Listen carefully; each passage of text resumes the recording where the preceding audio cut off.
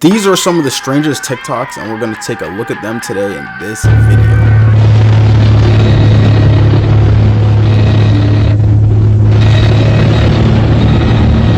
Damn, hang on, Ronnie! This is why you have to be careful in national parks. So in 2016, a man completely dissolved in a hot spring in Yellowstone. A lot of people don't realize these hot springs are near boiling temperatures, and a lot of them are severely acidic. Her disappearance in the hotel and startling footage of her erratic behavior in the hotel's elevator went viral. She was later found in the hotel's water tank on the roof, after days of guests complaining of brown, gross-tasting water. How did a kid studying abroad become a North Korean prisoner? In 2016, Otto Warmbier was studying abroad in China when he joined this black market tour group that was taking kids into North Korea. Israel and Palestine will never get along. And here's why. I'm back, it's your boy Fittie to the E, and today we're looking at some of the strangest TikToks that I found. And honestly, these get crazier as we go down, so I'm just saying watch till the end, they get crazy. If you guys like the chain, check the link down below. These two are my favorites right now. They're not for anymore, you know, that ran out, sorry. People like the chains, you can check out the reviews right here. So if you guys like chains like this, we got some new chains added to the website. Check the link down below. I also want to give a big shout out to Glenn for the $5 super thanks. Thank you for donating, and if you want to be in this part of my video, drop the super thanks. One time someone did dive headfirst into boiling water at Yellowstone after a dog. In 1981, David Kirwan was at Yellowstone with a friend when his friend's dog got away and jumped into a 200-degree hot spring. People around were screaming at David to not go in after the dog, but he didn't even give it a second thought. He just dove straight in. Some people completely dissolve when they do this because the pools tend to be very acidic, which I talk about in this week's episode, but that didn't happen here. So David was able to swim out far enough to get the dog, but he realized it was way too hot, so he had to leave the dog and turned around to come back. His friend was able to pull him out, but at this point David was completely blind from the boiling water getting into his eyes. A stranger had also run over to help, and he tried to take David's shoe off of his foot, but David's skin had completely melted and started coming off with the shoe. And on top of all of this tragedy, Moosey, the dog, unfortunately didn't make it out of the hot spring. She was completely lost. And David also succumbed to the burns the next day. You'd assume at this point people know the dangers of the hot springs, but people go into them way more often than you'd think. If you have a dark curiosity about this kind of stuff, you might be interested in the episode I just did. Nah, that's actually a true story, but as a pet owner, that's really good dedication to your dog. Really sad, really sad. Rest in peace, that dude. May his soul and his dog's soul rest in peace. What is amazing, Mom? Can you see this little pink girl here? The pink girl? No. You can't. No, I can't see the pink girl. Is she Chinese or Oriental? Chinese. Pardon me? Chinese. Or Chinese?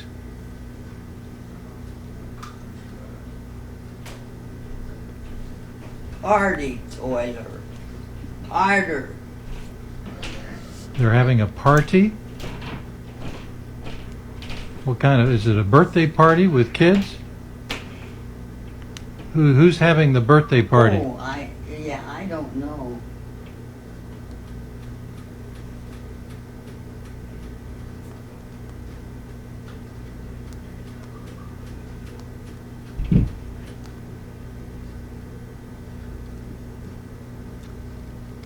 What do you think?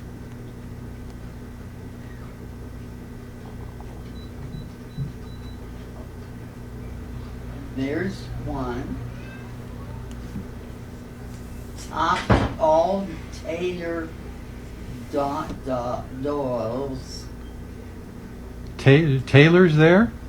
Hmm? Taylor's there? Taylor. Yeah, I thought you said Taylor. It's a really sad thing, but it's also kind of cool how our brains will play tricks on us as we're dying.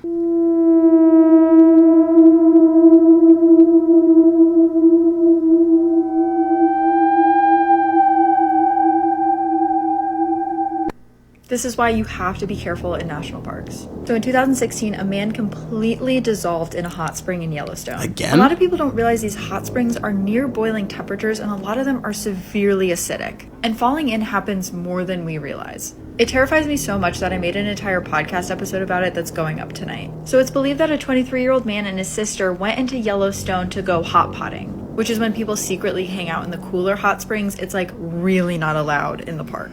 His sister was filming him as he went over to one of the hot springs to reach down and touch it to test the temperature, and that's when he tumbled forward and fell in. A rescue team was able to get there and they saw his body floating in the pool because a fall like that kills you immediately. But a thunderstorm was coming in, so they were gonna have to wait a while to get him out. And by the time they got there, there was nothing left. And unfortunately, this does happen more than we realize. Check out tonight's episode if you're interested in hearing more. Yo, the national park cases where people falling into hot springs is so crazy because hot springs can, mostly at Yellowstone, can get up to 198 degrees Fahrenheit. That's really hot, bro.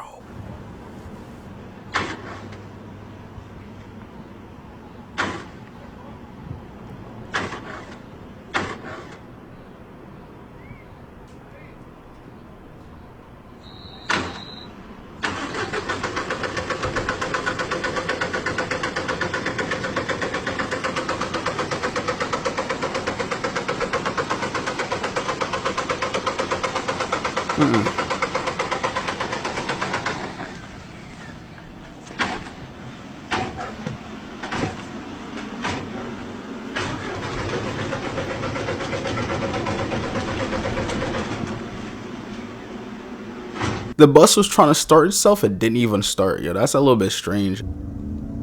Oh no.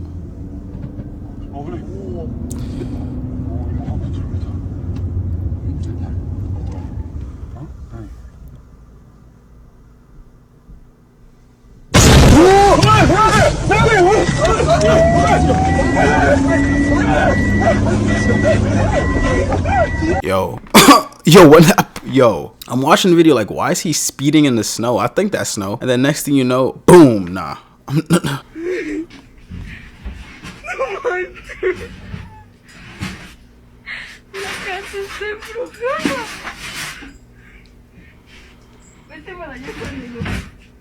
¡Ey! No, no hagan eso.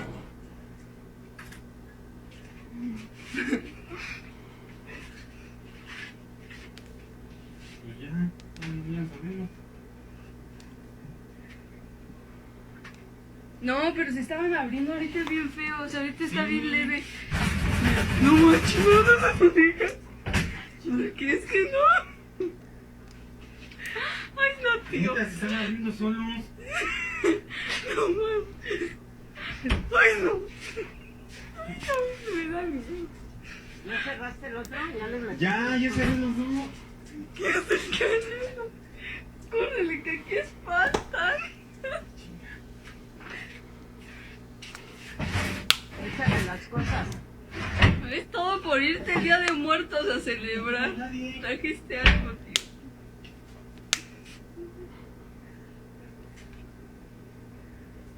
¿Todo porque qué dijiste? Por ir a tus... ¿Cómo se llama? ¿Cómo? ¿A dónde fue? Mira, mira otra vez. No manches, ya, que no le caes. ¿Qué se espanta, abuelita? ¿Qué? No voy a bajar. ¿Ahorita está? ¿Se cerró? No manches, no, hay que traer a un padrecito. O algo.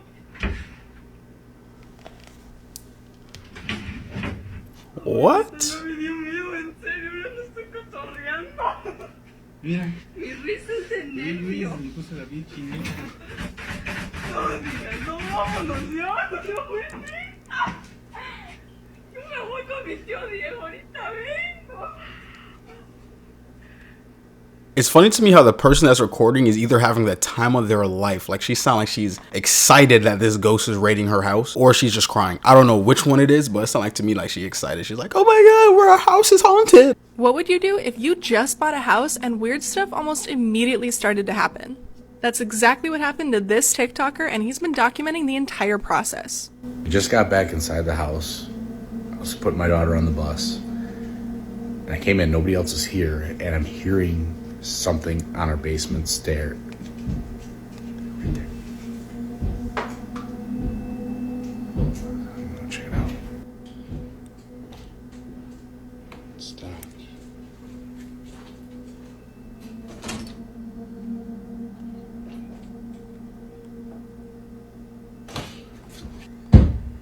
Hello?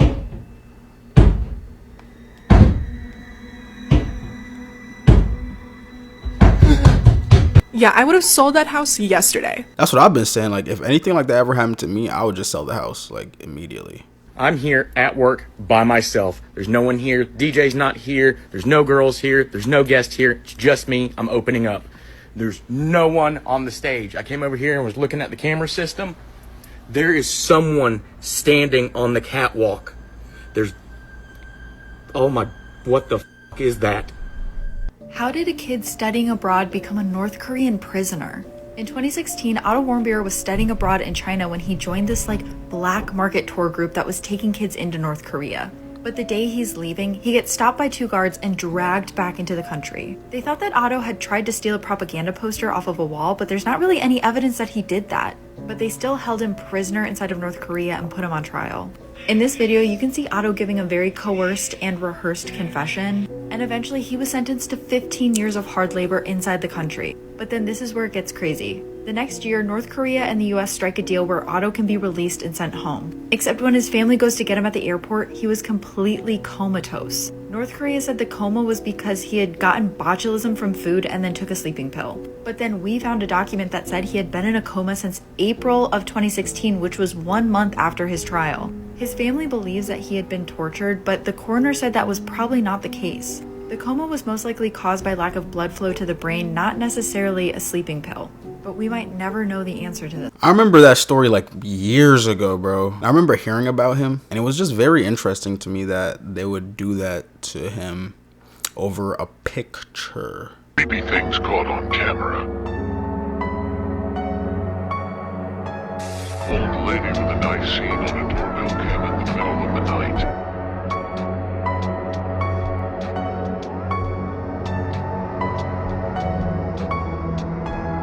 I don't know. If I see a lady like that knock on my door with a knife, I feel like I'd open up and be like, what do you want? I don't even feel like I would feel threatened, if I'm being honest. Are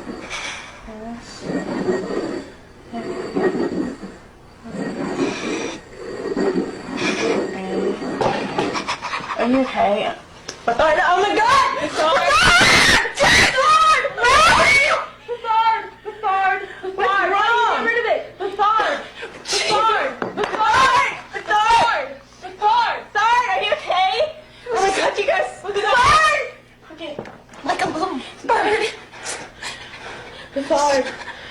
How do you read it on that screen? Bethard. Are you okay? Come here, guys. Come on. Bethard. Oh my god. Bethard. Do you need water? You want some water? Guys, can we get some water, please? Bethard, are you okay? I remember someone in my, I don't remember exactly what they said, but I remember some of my comments said there's not a right way to use a Ouija board. You can't just use a Ouija board and expect something good to happen. Obviously something bad's gonna happen, and that's exactly what happened right there. This is part 2 of the woman that encountered the real Serbian dancing lady. This took place in 2019 with the real Serbian dancing lady. I know this confuses a bunch of people, but I have a video explaining it on my channel. So picking up where we left off, Mariana turned and she ran to her car, but unfortunately she dropped her car keys. If she went back to grab them, the Serbian dancing lady would have, you know. So instead she ran past her car and started running onto a busy street. She kept running until she finally reached another car turning onto the road. Panicked, she waved her hands and she's like, bro, stop for me. She probably didn't actually say bro. The car ended up stopping for her and Mariana opened the door to be like, bro, there's somebody chasing me. When she turned around, the Serbian dancing lady had disappeared. She reported the sighting to local authorities and, they were looking for the real Serbian dancing lady, but to this day, she was never caught. Now in 2023, we have a bunch of people just recreating her sighting.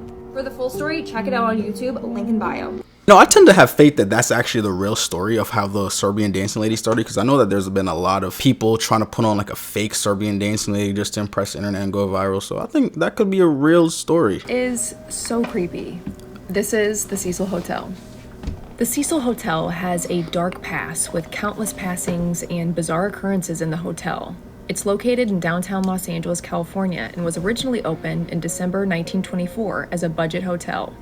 It was built to be a destination for business travelers and tourists. But 5 years after its opening, the U.S. plummeted into the Great Depression. The hotel's business declined, and the Cecil started attracting some unseemly clientele. Nearby Skid Row became a hotspot for transients and homeless. Amy Price, a former manager of the Cecil, said that Skid Row to her was the most dangerous place in Los Angeles. Price went on to say that there was 1 to 3 911 calls a day at the hotel. The Cecil became a notorious rendezvous spot for adulterous couples, drug activity, and a common ground for crime and seedy behavior. According to Kenneth Givens, former long-term resident of the Cecil, anything higher than the 6th floor was dangerous. In 2011, part of the Cecil was rebranded as Stay on Main. Booking sites listed that it was a separate entity from the Cecil Hotel with separate reception areas, but it shared the same facilities and elevator as the other part of the hotel that remained rented out to long-term tenants from the Skid Row area. It was in 2013 that a 21-year-old Elisa Lamb, a Canadian student, checked into the Cecil and never checked out. Her disappearance in the hotel and startling footage of her erratic behavior in the hotel's elevator went viral. She was later found in the hotel's water tank on the roof, after days of guests complaining of brown, gross-tasting water. She had been suffering from mental health issues when she checked into the Cecil Hotel, but the details surrounding her eerie passing remain a mystery to this day. In December 2021, the Cecil Hotel was turned into an affordable housing complex operated by the Skid Row Housing Trust and houses 600 low-income residents. What are your thoughts on the Cecil Hotel? My thoughts? My first thought is, yo, if the water is brown, why are you drinking it? They said brown, horrible tasting water. Bro, the water is brown. Don't drink it. Legend or lie, night crawlers. Imagine waking up and looking at your security camera and seeing this. That's exactly what happened to a man in Fresno, California back in 2007, and thus the legend of the night crawlers was born. The grainy footage appears to show a strange apparition that resembles a sentient pair of pants taking a midnight stroll through the man's yard. Since this first sighting, people all over have claimed to see nightcrawlers sauntering about, but never anything conclusive. Are nightcrawlers aliens, an unknown species, a spirit? Or is there some rational explanation such as a hoax or a puppet on a string? Let me know what you think.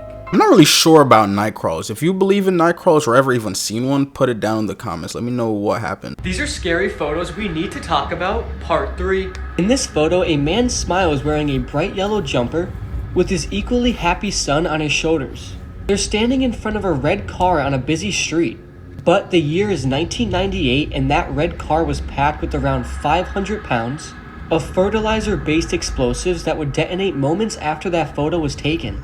It was a terrorist attack orchestrated by the real Irish Republic Army, and the explosion would kill 29 people and injure another 220. The father and son in this photo would surprisingly survive, though the man who took the photo would die. This photo is extremely chilling once you know the context behind it.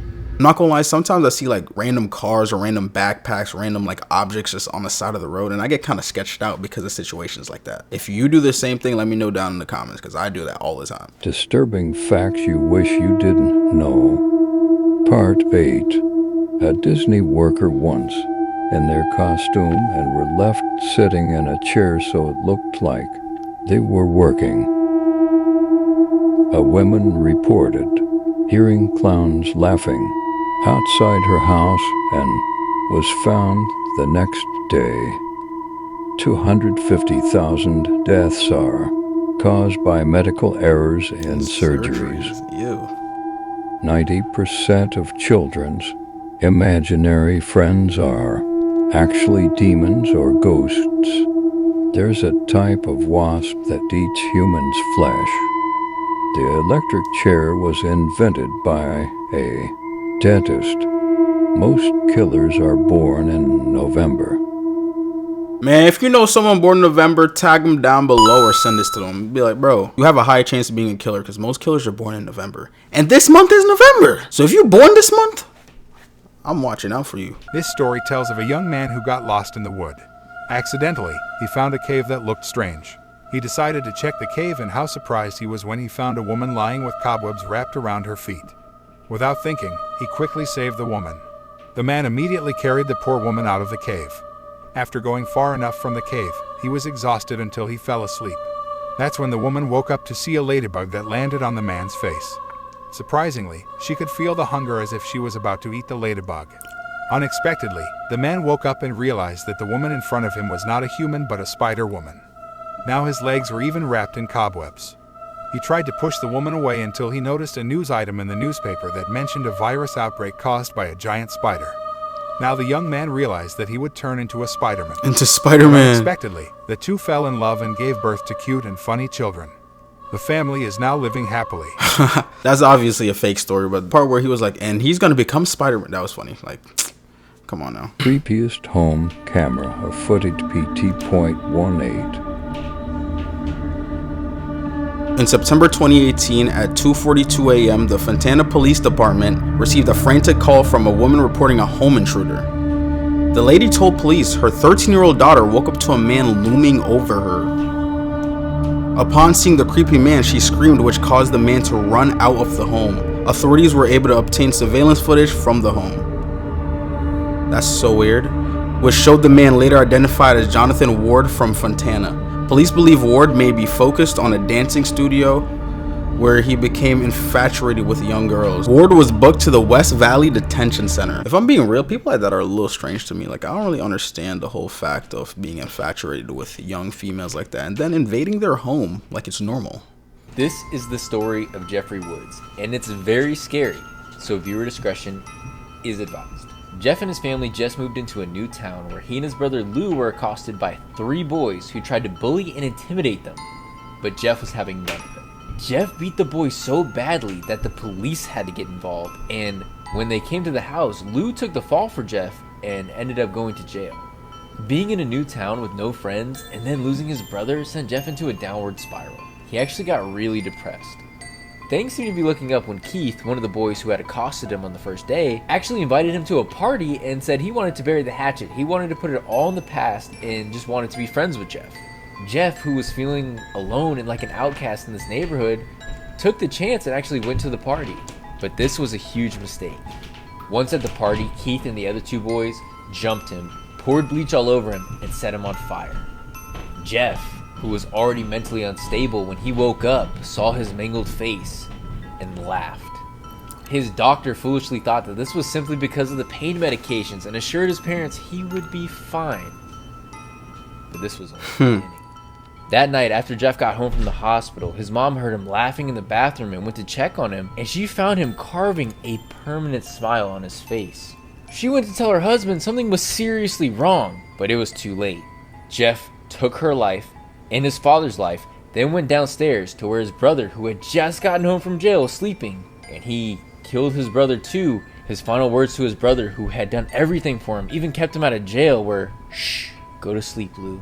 Then Jeff went on a killing spree throughout the neighborhood, starting with the boys who had bullied him, and then he vanished without a trace.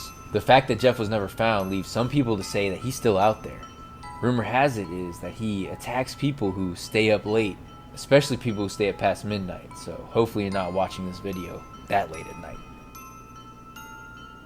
Go to sleep. That story was giving Joker vibes. Like, you know, Joker from Batman? That's exactly what it was giving. Lynn's parents started calling him an old soul when he was only 2 years old. And at the age of 5, he began naming his toys Pam. He also began making comments about once having been a girl. He said that he had black hair when he was a girl and that he wore earrings similar to his mother's. Out of curiosity, Luke's mother eventually asked him who Pam was. And Luke said, quote, "I was.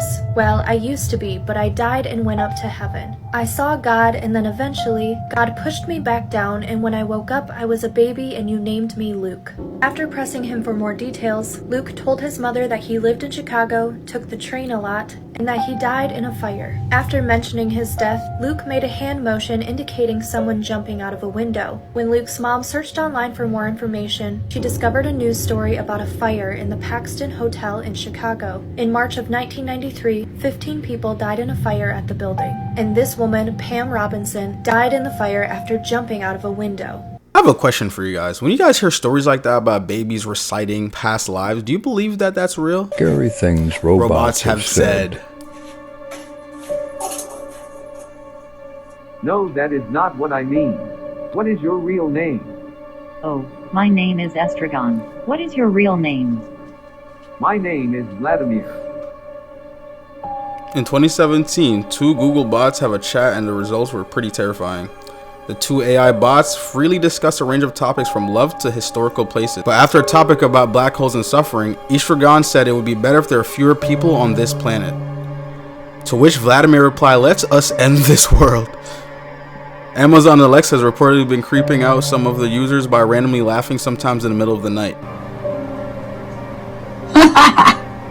What the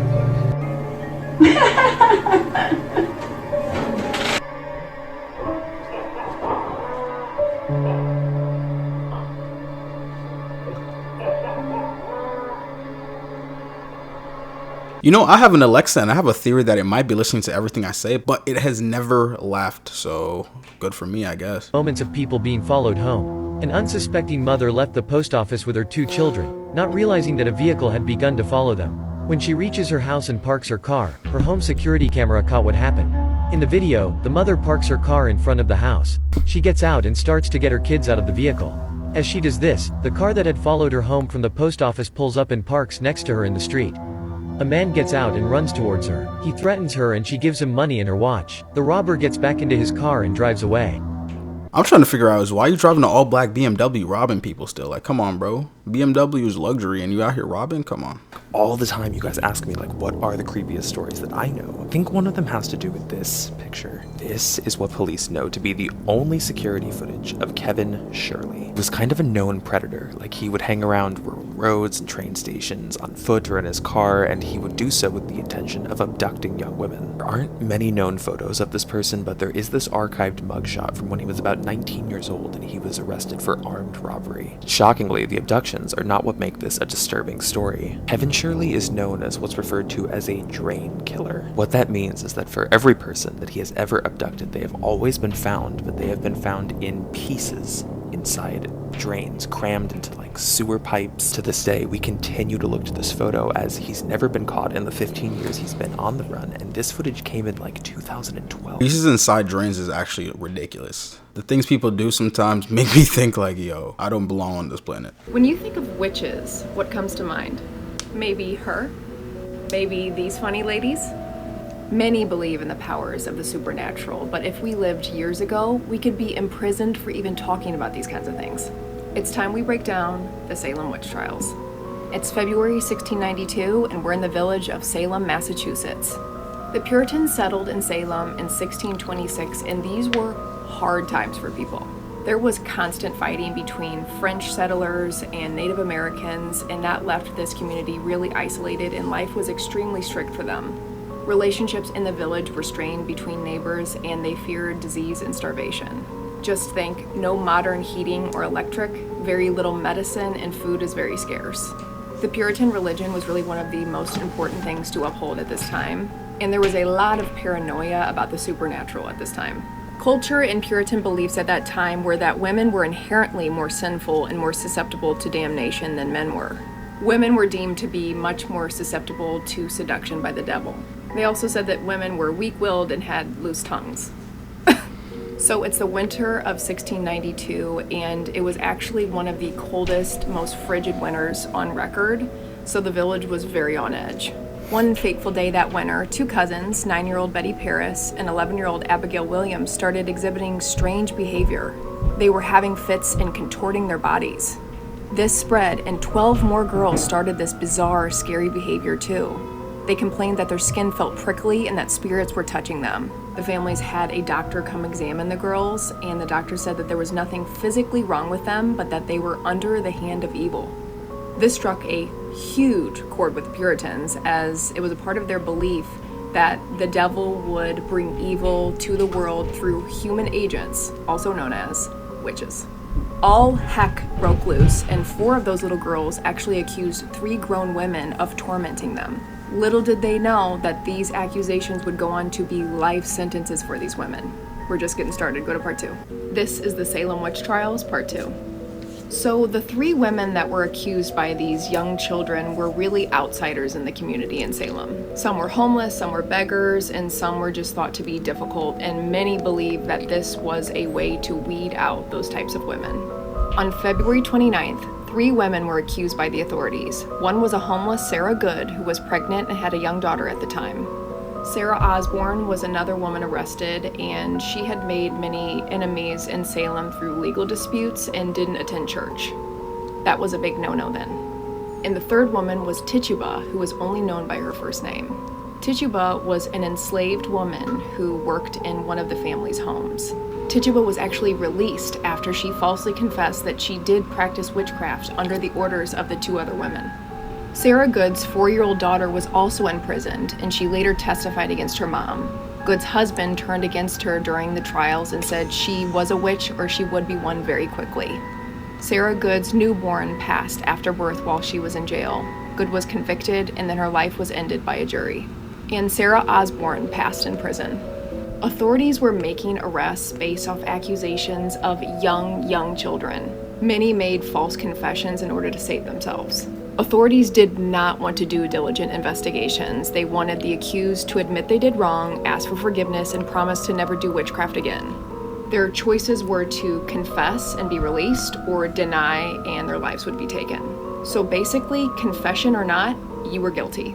By the spring of 1693, over 100 people had been imprisoned. According to the Boston Globe, 25 people's lives were taken. Even 2 dogs' lives were taken after being accused of participating in black magic. It wasn't until the wife of the governor of Massachusetts colony was accused that he suspended the trials.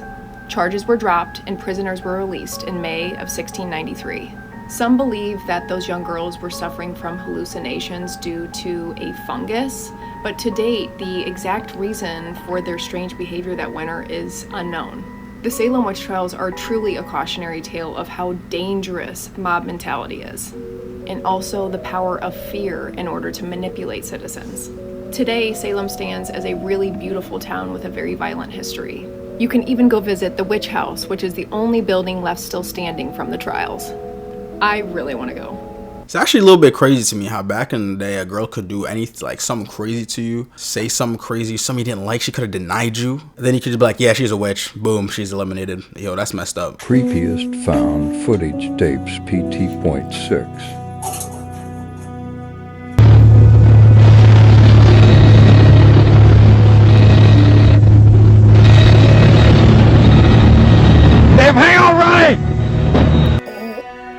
On August 10th, 1984, 2 men were departing from Granby Co. en route to Jeffco but never arrived. 3 years later, the wreckage was discovered by some backpackers and they reported to the authorities. Among the wreckage, they found a damaged VHS tape which contained footage of the crash. The video was recorded via VHS camcorder mounted on a panel.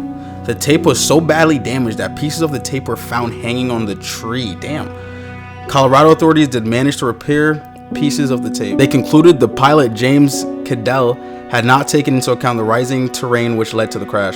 He attempted to steep right bank, but the plane stalled 3 times. Damn!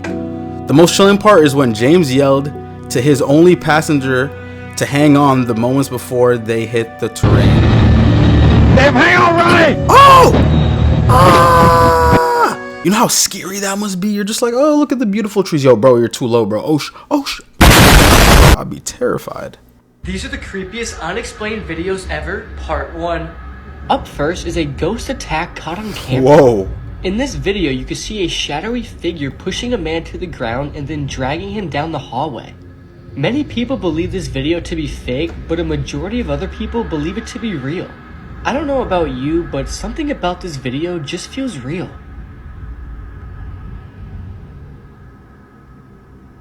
Damn. Yo,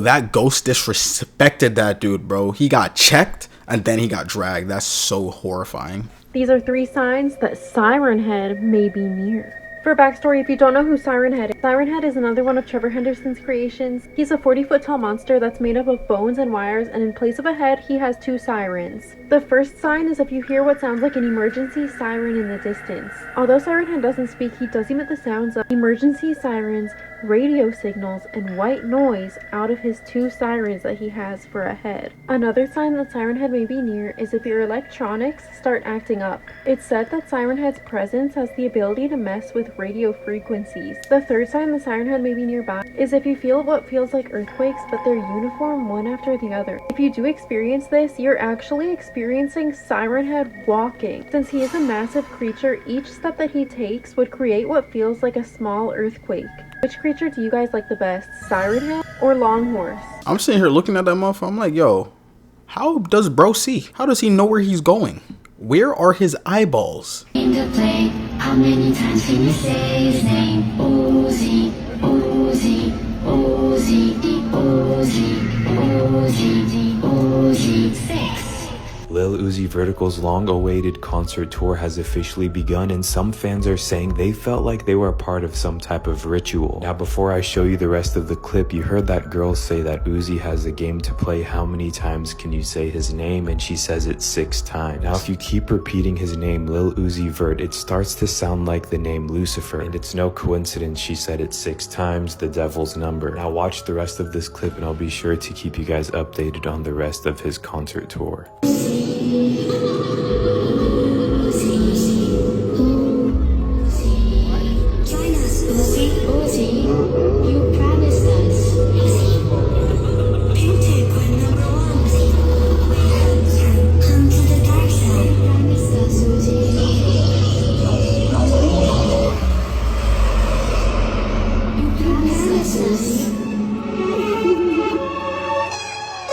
Like, come on, bro. Israel and Palestine will never get along.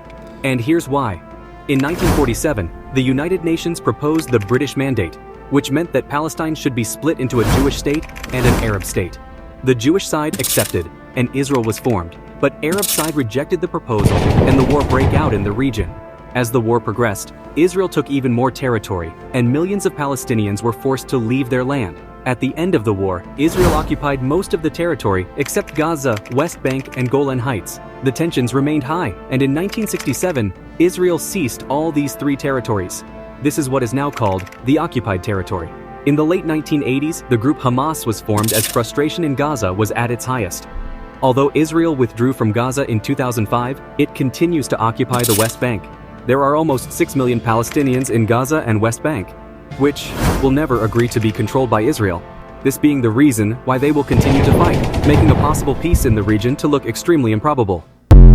Yeah, so apparently that's what's going on over there in Israel and Palestine. It's really sad things that's been going on. I haven't really been keeping up with it, but I do hear like a little bit of news of what's going on, and I think it's really sad. A lot of women, males, like just a lot of crazy stuff, man. A lot of bombings, crazy. But anyways, if you like this video, please like the video. Remember that these chains are on sale right now. A lot of people have been buying them. If you want to get a 10% off, use my code Fittie10 right here and you will get 10% off. The new ones that we've added are currently also going. Like, you guys have been really liking these new chains, even the black one right here, and I appreciate every single one of you guys that have bought a chain. This guy's house might be extremely haunted. Alright, tell me I'm a fucking crack. Every time I turn off the light, there's like a shadow there. Watch. See that? What the fuck?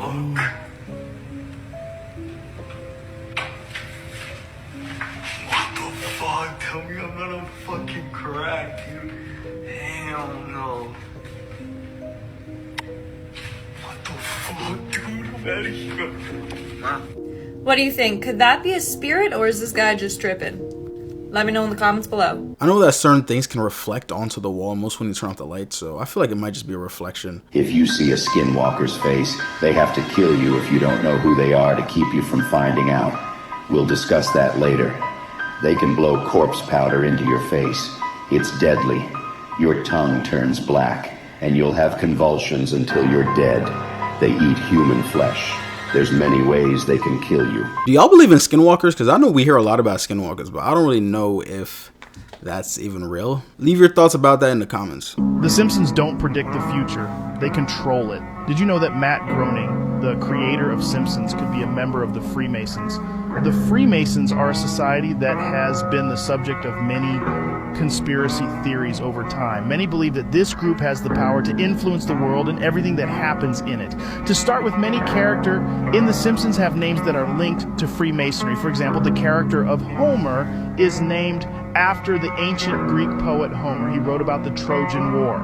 In Freemasonry, the Trojan War is a symbol of struggle between good and evil. Furthermore, there are several references to Freemasonry. Various episodes of The Simpsons, for instance, in one episode, Homer becomes a member of a secret society called the Stonecutters, which is clearly parody of Freemasons. Finally, Groening himself has admitted that he's fascinated by secret societies and conspiracy theories. I know there's a lot of Simpsons prediction out there. What do you guys think about Simpsons predictions? He must have been out of her head.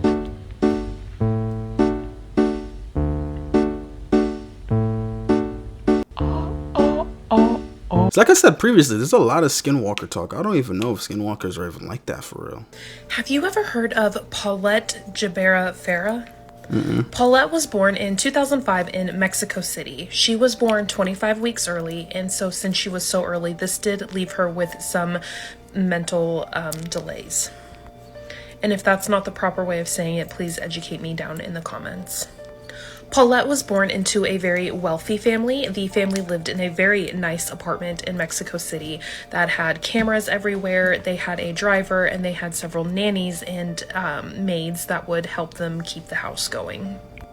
The family also had a vacation home that was about 2 hours away, and they would spend most of their weekends at this vacation home. One weekend in March of 2010, it was no different. The family went to their vacation home for the weekend and then came home when the weekend was done. They put their kids to bed, and the next morning was March 22nd of 2010. The nanny came into Paulette's room that morning to get her ready for school, but she couldn't find Paulette anywhere. She walked into the parents' room to see if maybe Paulette had gone to sleep with her parents during the night, but Paulette wasn't in her parents' room either.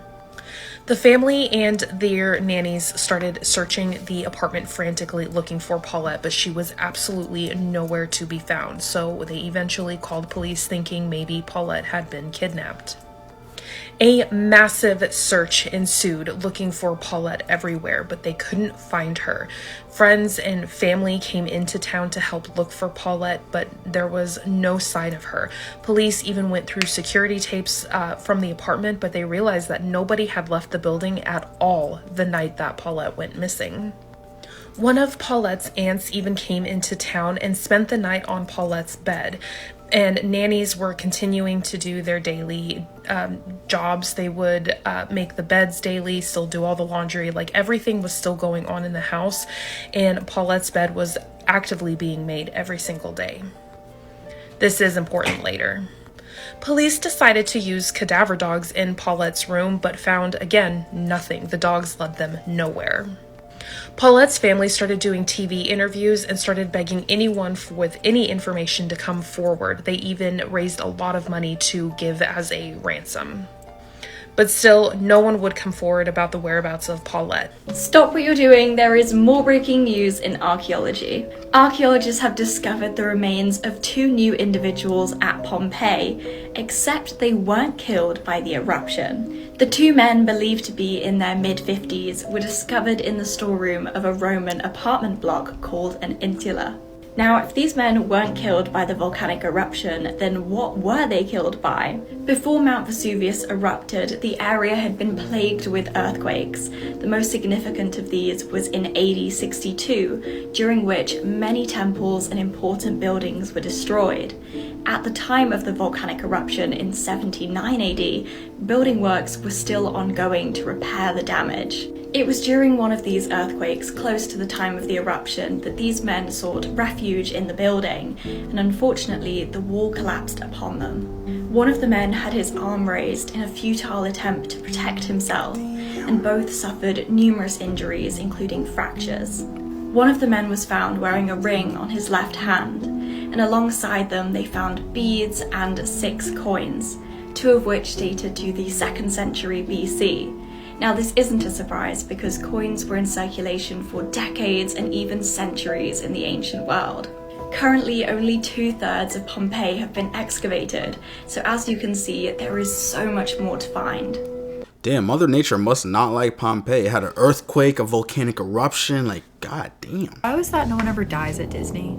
Like, even if something horrible happens, they get the person off the park so they can always say that no one's ever died there. But then I found out not only is that not true, but a law firm has compiled all of the incidents. I'm going to share a few of them with you, but if you're interested in stories like this, make sure you follow the podcast because tonight's episode's just going to be these stories. So 2 of the park's worst accidents have both happened on the Matterhorn ride. One of them being a woman named Dolly, who in 1984 fell off of one of the back of the sleds onto the rails. Wow. At the time, these gondolas used to go into the rides, and so there was actually a family that watched her fall off onto the track. And so the family also saw as there was another car racing towards Dolly. The dad actually screamed at his daughters to cover their eyes, which was for the best because Dolly got hit hard. She got hit so hard that when EMTs arrived on the scene and were going up into the ride, there were park attendants coming down telling them not to look. And so finally, when someone was looking at the car she was in, they noticed that her seatbelt was unbuckled. This is usually why people have like a fear of rides when they go somewhere. Billy and Emily were home alone when the house lights flickered and went out. Suddenly, they heard an unfamiliar creaking sound. The doorknob rattled violently before falling silent. Emily called 911, her voice a trembling whisper. Billy armed himself with a baseball bat. But every room they entered, they could feel a presence, like an icy touch on the back of their necks. Their family photos were rearranged, their faces crossed out. But when the police arrived, they found no signs of forced entry, so the officers left. The children knew that they were not alone in their own house.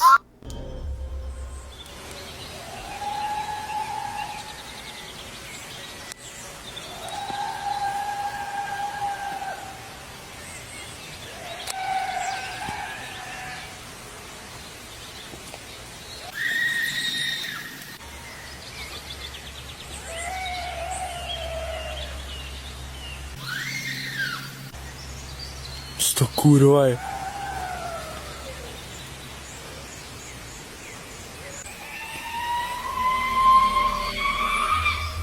Ono se to přibližuje. OK, jdu do prdela.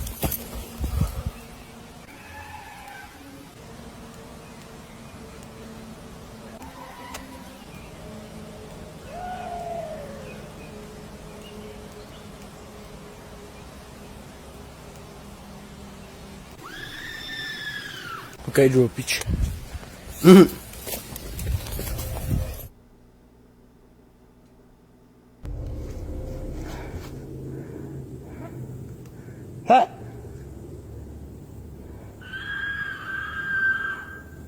Oh God.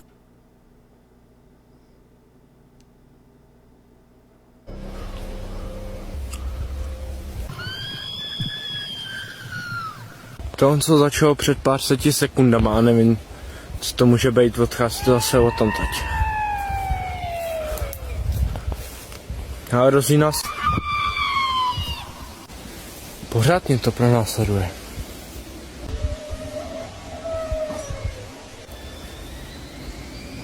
See, that's what I mean with the skinwalkers. It's like how do we know it's a skinwalker? It could have been an animal that's getting hurt. Could be an animal that's already hurt. Could just be some random buffoons just screaming in the woods. I have a couple of friends, we go in the woods, they just scream for no reason. What was weird about Antarctica? There's nothing there.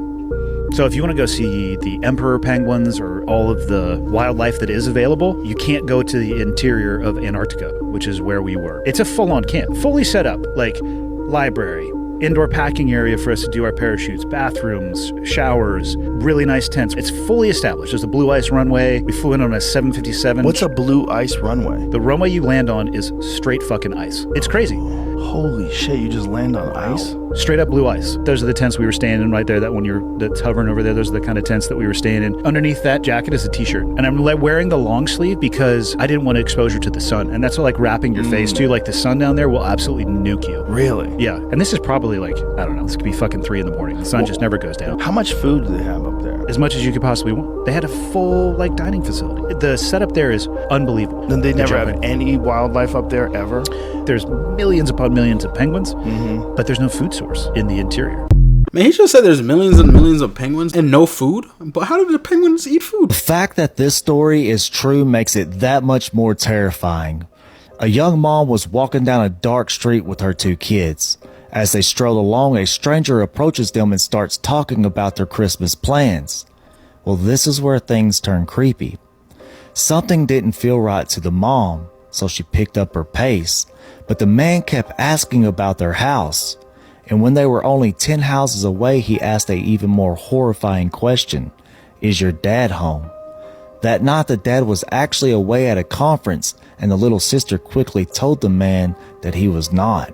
And when they reached the front yard, the man rushed towards their door, speaking in a creepy but sweet voice, asking, "Can I see the decorations?" The mom locked the door, feeling him push from the other side. They could still hear the man pacing and knocking outside. The mom called her husband, who immediately rushed home, but when he got there, the man was gone. Part 2 of the sleepwalking murder story. As I said, friends and families were completely shocked. Scott and Yarm had been married for 20 years in a seemingly perfect marriage. The kids said that they never fought. Family and friends said that they never complained about each other. Even when Yarm's friends were saying oh, my husband's so annoying, she would never join in. She would always say he's a really good guy. There were no financial issues. There was no affair going on. So what happened? January 16th, 1997, the day it happened, was a completely normal day. Scott was a little stressed from his job and all his responsibilities, but he was still treating everyone as normal and acting normal. That evening, he was pretty tired, and Yarm asked him to fix the pool filter. It was around 9 p.m. at this time. He was tired, but he went anyways. He fiddled with it for about 30 minutes, and it wasn't working. He was getting frustrated, and he was like, you know what? I'll do it tomorrow. We've all been there. Yarm is watching a show on the couch at this point. It's around 9:30. He passes her and he's like, I'm gonna do it tomorrow, I'm going to bed. And she was like, okay. So how did she end up dead in the pool an hour later? The whole interrogation tape is very strange. Scott is clearly completely confused. He has no idea what's going on. And he says is she dead? And they're like, yes. And he goes, oh, you think I did it? And they're like, we know you did it. We have a witness who saw you do it. And remember the super pristine white pajama top? Well, they realized he had blood on his neck. Here's that clip. I didn't know there was blood on me.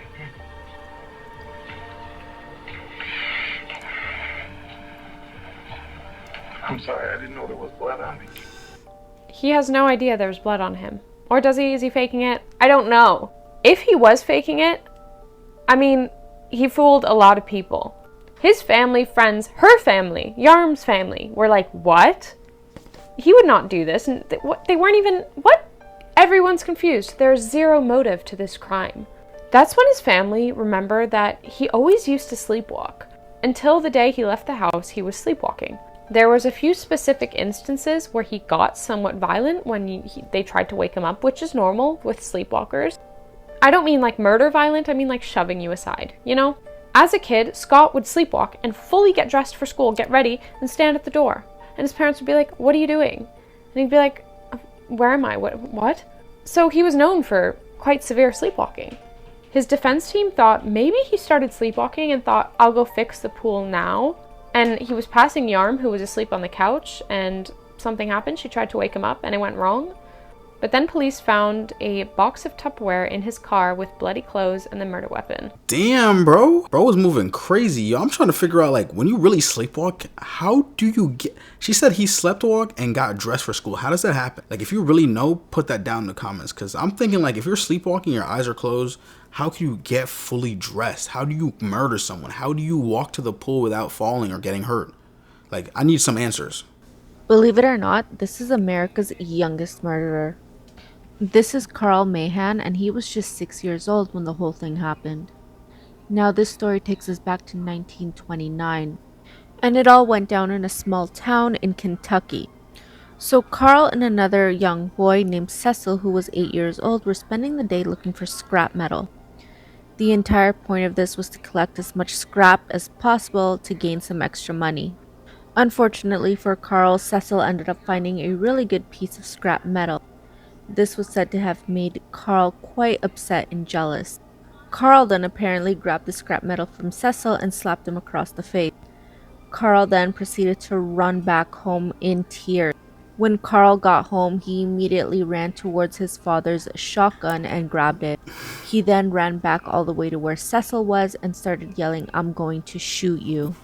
And that's when little 6-year-old Carl pulled the trigger and unfortunately took Cecil's life. And just 7 days later, Carl went on trial, but because of his young age, he had a really hard time making throughout each day. There were reports that he was falling asleep on his lawyer's table multiple times. At the end of the trial, the jury deliberated for only 30 minutes before coming back with a verdict of guilty, but it was for manslaughter. The judge then sentenced Carl to 15 years of reform school and released him on a $500 bail. Immediately, there was a split between the public. Many people believed that the punishment was way too severe for a 6-year-old, while the other half believed that it was not severe enough. After all, he did take the life of another little boy. And because of all of this, his family ended up appealing the original verdict. And just 8 months later, the original verdict was overturned, essentially meaning that Carl was now a free boy and able to go live with his parents again. And after that, not much is known about what happened to Carl. The only thing we do know is that he moved to Jefferson County and he ended up passing away at the young age of 35. Damn. And if you guys want more crime, creepy, and unbelievable stories, check out my YouTube for longer videos. The link is in my bio. 35 is still a young age, but what do they mean by the punishment was too light? Bro, I understand he's 6 years old and he doesn't know what he's doing, but he still took the life of someone else. To me, that's crazy. I don't know why his dad just had the shotgun just out laying there for his son to just go pick up and shoot someone with.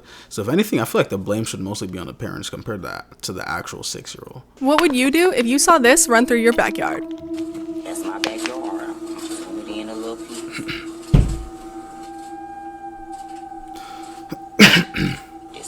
This is the exact spot that I just... If I'm being honest, if I saw that run through the back of my yard, I'm shooting it. Shooting it, you know, pretty much it. Nothing else to do. Okay, so if you're into true crime and you haven't heard of this guy, well, be ready to get disturbed. This is Albert Fish, and he was a child serial killer and cannibal who lived in the United States during the early 1900s. He was born in 1870 and was also known as the Gray Man, the Werewolf of Wisteria, and the Brooklyn Vampire. Albert Fish committed a number of crimes over the course of several decades, including assault, molestation, and murder. However, his most notorious crimes were the murders of at least 3 children. In 1928, Fish saw an advertisement in the newspaper seeking a young man to work on a farm. He responded to the ad, but when he arrived at the farm, he found that the job did not exist. Instead, Fish met 10-year-old Grace Budd, who had been lured to the farm by Fish's false advertisement. Albert Fish convinced Grace's family that he was a reputable businessman, and he gained their trust enough to convince them to let him take Grace to a party. Albert Fish then took Grace to an abandoned cottage in the woods where he proceeded to torture and kill her. He later admitted to drinking her blood and eating parts of her body. In 1934, Albert Fish sent a letter to Grace's mother in which he described in graphic detail how he killed and ate Grace. The letter was traced back to Fish, and he was eventually arrested. Albert Fish confessed to the murder of Grace Budd as well as the murders of 2 other children, Francis McDonald and Billy Gaffney. He also admitted to molesting over 100 children. Fish was found guilty of murder and was sentenced to death by electrocution. He was executed on January 16, 1936. You gotta be one twisted person to do something like that, bro. That's so disgusting, bro. Things that bother you, they never bother me. I'm happy and fine, living in the sunlight, loving in the moonlight. That was definitely someone's face, guaranteed. Japanese yokai, Kagewani, the shadow shark. Kagewani are large predatory fish. They lurk under the surface of the water, waiting for human shadow to fall upon the water. The Kagewani will eat that person's shadow in a single gulp. When the shadow is eaten, the owner vanishes as well, never to be seen again. The word wani today means crocodile. Originally, it was referred to any kind of sea monster. In folklore, sharks, large fish, and even dragons are also called wani.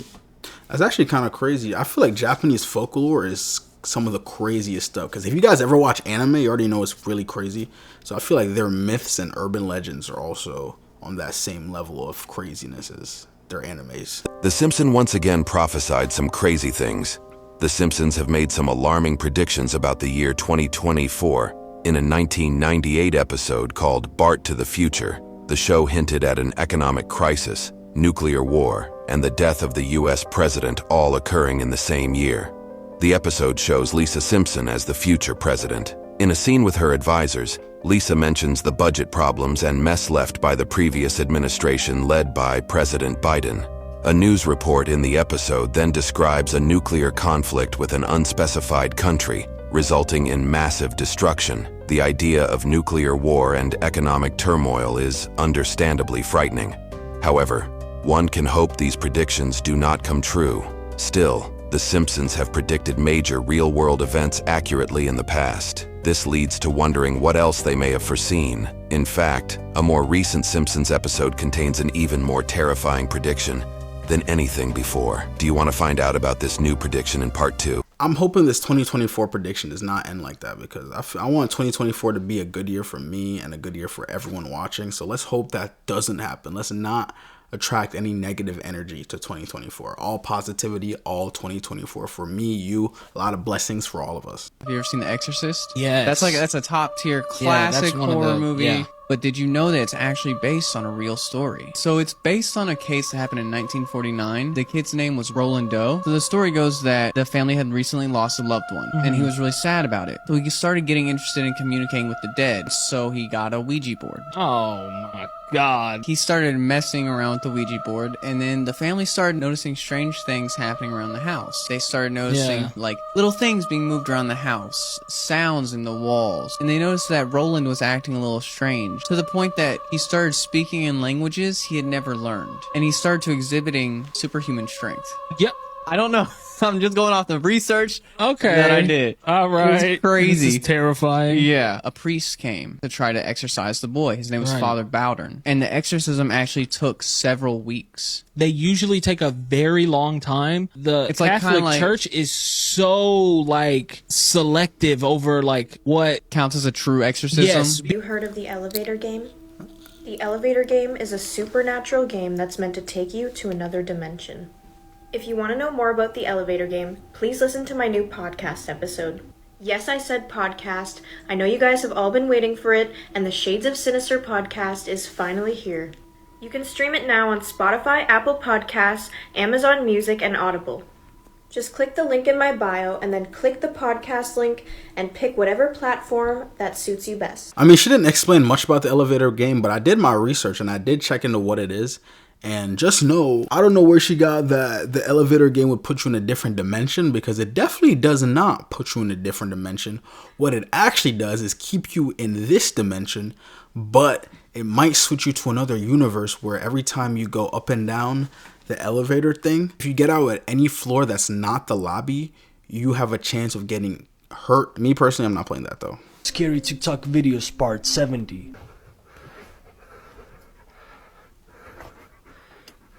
Stay behind me.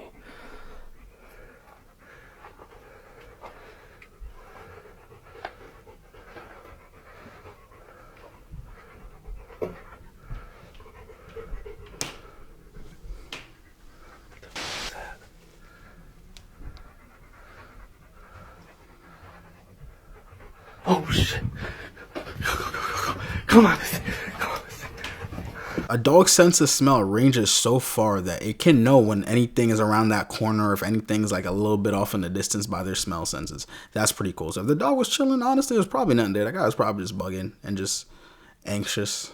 He went missing at the age of 9 but was found 6 years later because of this show on Netflix. In 2017, Ryan was granted full custody of his daughter, 9-year-old Kayla Unbehan, but Kayla was later kidnapped by her own mother during a visit in July of that year. Kayla's mother, Heather, completely went off the grid and no one could locate both of them. Until 6 years later, on May 13th of this year, Kayla was recognized by a store worker at Plato's Closet. This happened in Asheville, North Carolina, when this worker apparently watched an episode of Unsolved Mysteries on Netflix only a few days before. Kayla's story was featured on Netflix only less than a year ago, and these were some of the images that were sketched of her before and her potential after. Kayla's mother was arrested and faces child abduction charges. This woman accidentally helped a young girl get kidnapped.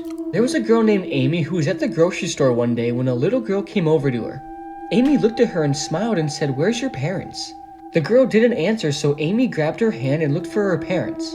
They looked around the store for a couple minutes together when Amy suddenly saw a man waving her down. He then walked over and said, "Thank God you found my daughter. I've been looking everywhere for her." Amy said of course, and the man then smiled, picked up his daughter, and walked away. Later that night, Amy was watching the news when she saw a young girl got kidnapped and is missing. They then showed the picture of the young girl and Amy's stomach dropped. It was the young girl from the store. Amy began to cry as she realized she handed This might be the most disturbing video on the internet. Okay, so apparently the backstory behind it is that a man killed his girlfriend and then made an AI bot and then dresses it up with the clothes of his dead girlfriend. He also shows where he buries his real girlfriend's body. But I'm gonna show you the video first, then explain.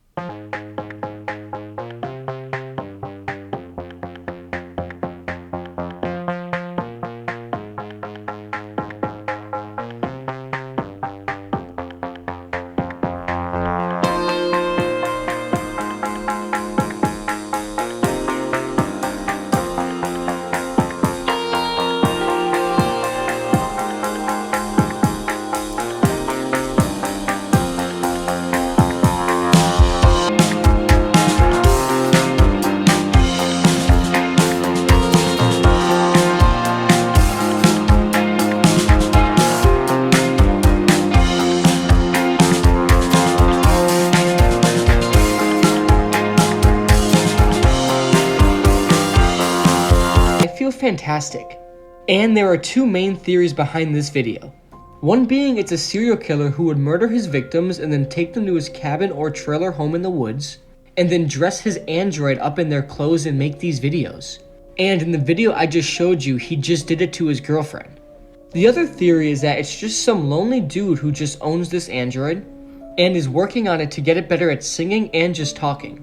But I don't know, there's something just sinister and creepy about this video. And why did he zoom into a pile of dirt and leaves in his backyard? That's where people believe he murdered and... Yeah, that is really strange. I don't know. People have their own interests. So I couldn't tell you. Maybe that guy did do all that. Scary facts that will make your skin crawl. Chimps don't attack to kill. Instead, they aim for the genitals, face, and fingers and will leave the opponent alive. There have been many people who have owned chimps who have turned on their owners and left them incredibly disfigured. One case, the chimp ripped a man's junk off. In all cases, faces were mutilated and fingers were chewed off. It's pretty much how they instinctively fight in the wild. So if you think that chimp is going to be a cute pet, better think twice. Even if you raised it since it was born, they'll turn on you at any second. A disfigurement roulette waiting to happen. Like, let's be real. Like, I always wanted a chimp as a pet, but like, why are you trying to kill me, bro? I'm trying to take care of you. This is how you spot a skinwalker. On May 6th of 2020, a YouTube channel by the name Gemini Home Entertainment uploaded a survival video. And it was pretty basic, until it started to demonstrate the dangers of nature, calling one specifically an auditory hallucination. You can see someone camping, when all of a sudden, they begin recording what seems like a man calling out for help. But if you take a closer look, there's definitely something off about this guy.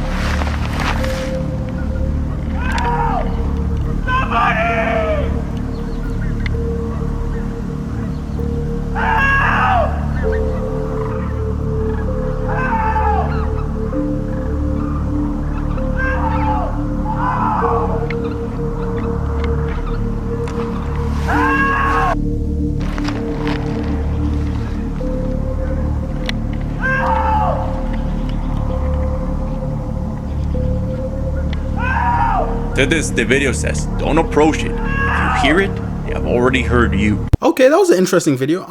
It's kind of strange because sometimes you hear people screaming help. You don't know. Maybe that guy could have got like his ankle hurt. I don't know. That's what I'm talking about, these skinwalker things, man. Like, maybe that could have been a real guy actually just in pain. But we're so programmed to think, oh, that might be a skinwalker. Let's not help the dude. So I don't know. look a bit confusing. Remember that these chains are up for sale on the website. You can use Fit10 for 10% off. Promise you they're good chains. We have a lot of good reviews. These are some of the strangest Simpson coincidences and predictions that actually came true. Simpsons did it again. They predicted the Queen's death. No, they did not. Homer and the family are driving through somewhere in England. Well, they hit the back of a horse and carriage. Horse and carriage? Yes, and the Queen pops out, and she's just standing there, and he's like, "Get back in your car, old lady." Behind her, there's a sticker that says 9/8/22. The Queen died September 8th, 2022. That's strange. I know she didn't die in a car accident or anything like that, but that's still strange how the dates kind of correlate almost perfectly. Simpsons Prediction 2023. You know, I always thought you'd die before me. Now as I prepare my soul for an eternity of fire and poking. Yeah, less chat, more splat, pal. Simpsons craziest prediction yet. Hey, Mr. S, I didn't know you budgied. I want to live. No, you're too heavy. It's a glandular problem.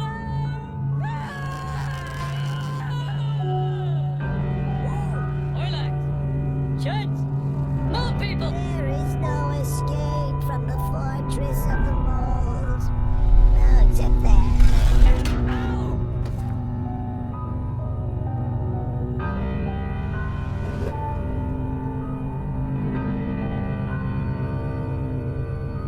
Well, 2 weeks after earthquakes flattened much of the region and killed more than 46,000 people, southern Turkey has been hit by another earthquake. The country's disaster and emergency agency said a 6.3 magnitude tremor.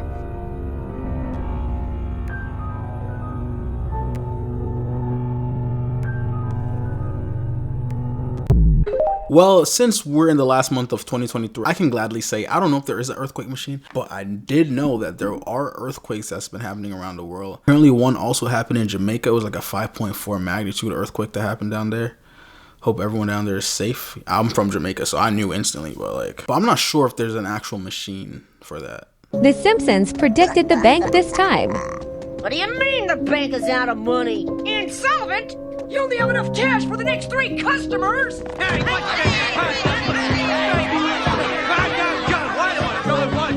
just a second here. No, I don't have your money here. It's in Bill's house and Fred's house.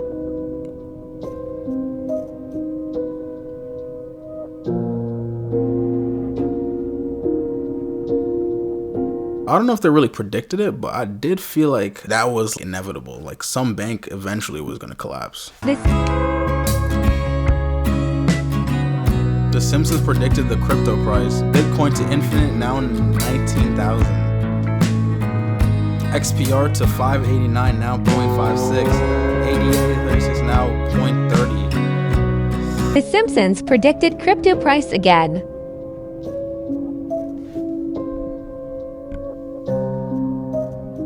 Damn.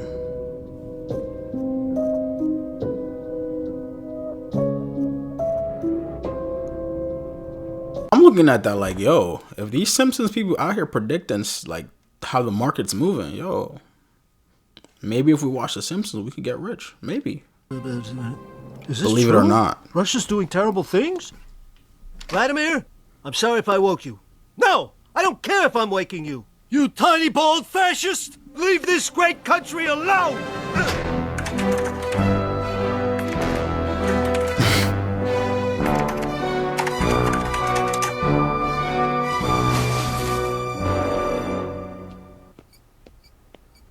I'd take a moment to enjoy those store names if I didn't have a job to do.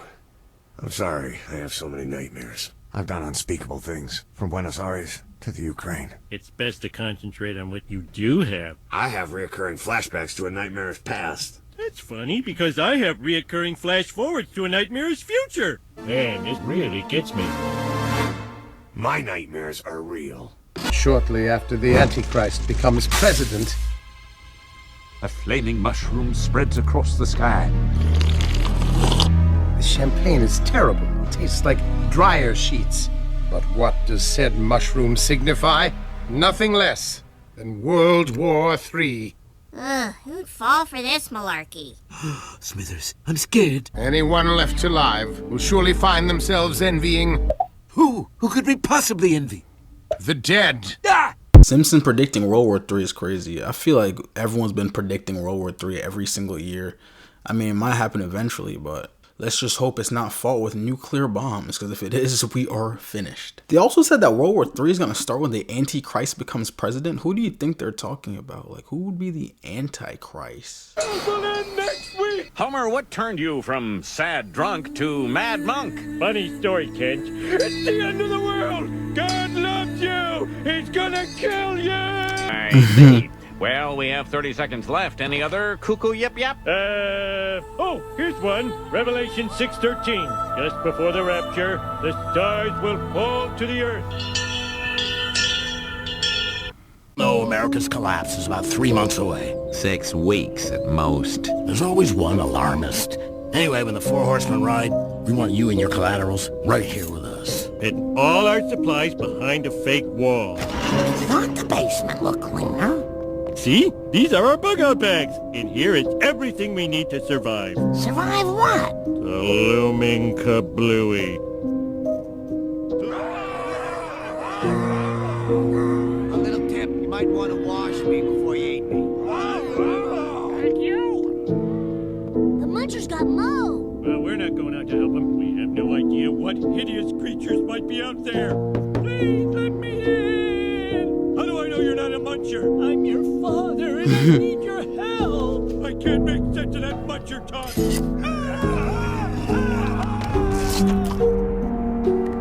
Hungry.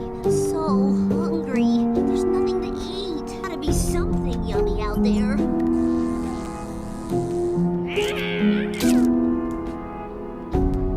A prediction for a food shortage would be so crazy. I mean, I guess if people could say that about like 2020 when, you know, the whole thing happened, but I don't know.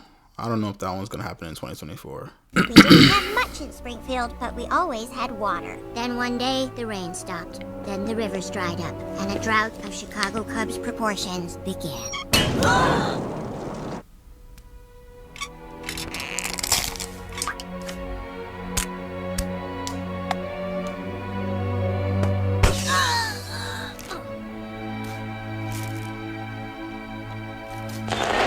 Attention, friends and neighbors. As you know, I possess all the remaining water.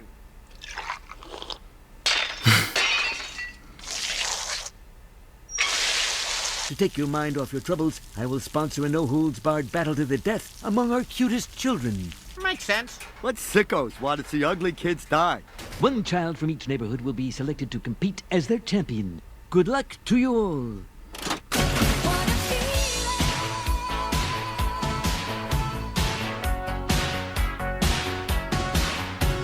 Wasting water like a Tucson swim-up bar while I'm bathing with a dog's tongue here. If I'm being honest, a water shortage sounds way more scary than a food shortage. It's funny how that guy was really just sitting there wasting water. Whole time all these people are just like, oh, we need water, and this dude's just wait. That's really how it is nowadays, though. Like, people will be broke, and then the rich people are just throwing money, just like it's for football. Just rich people could be on yachts throwing a wad of 10 grand of cash to each other like football. I swear to God, there's a video of it. I saw the video. I swear to God. I'd like to buy 500 shares of Animotion Incorporated. Okay. We're in the money. We're in the money.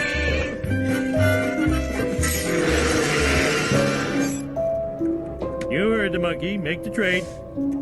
It's up an eighth. Yes! After plunging 75 points this morning.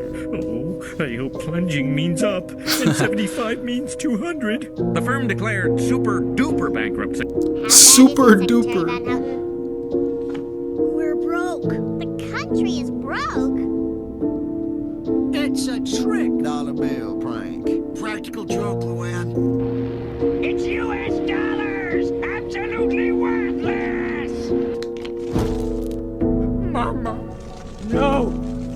No!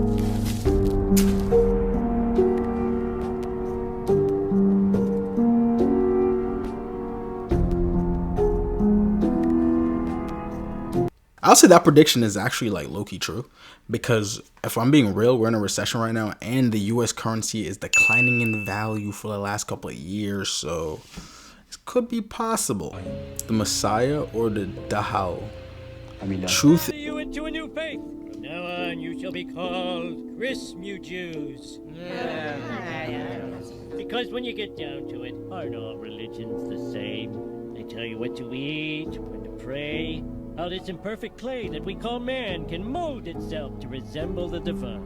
But we can never attain that ultimate grace while there is hatred in our hearts for each other. I did it. I reached him. هذا الزلمه شيطان.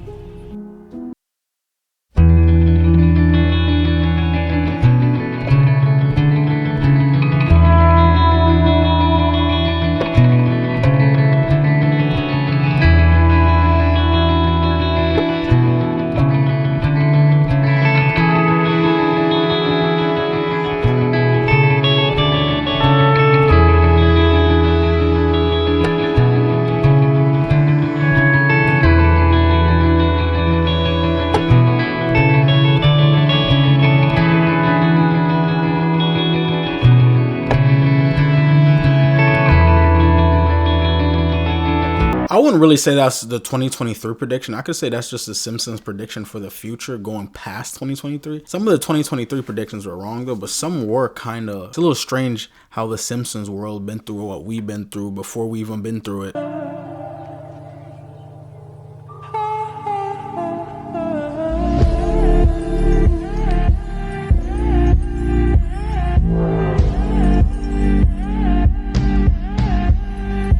Ain't no way the Simpsons predicted George Floyd, bro. What?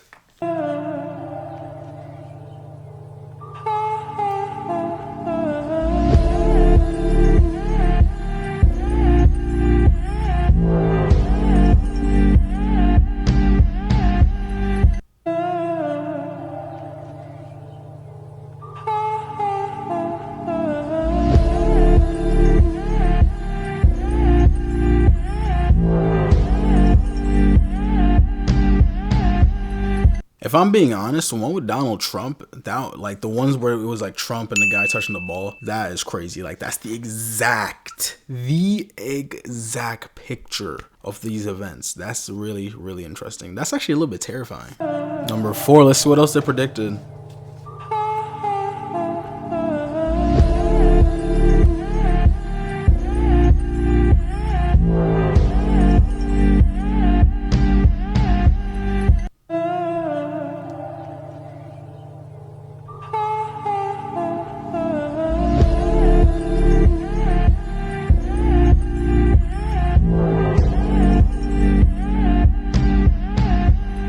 If I'm being honest, I do not know how they predicted Barack Obama and Mitt Romney. I mean, that one was kind of strange. And they also predicted the Disney buying off that Fox, the 20th century, how it looks like that. Apparently that looked like that after, like a Simpsons episode, which is kind of crazy.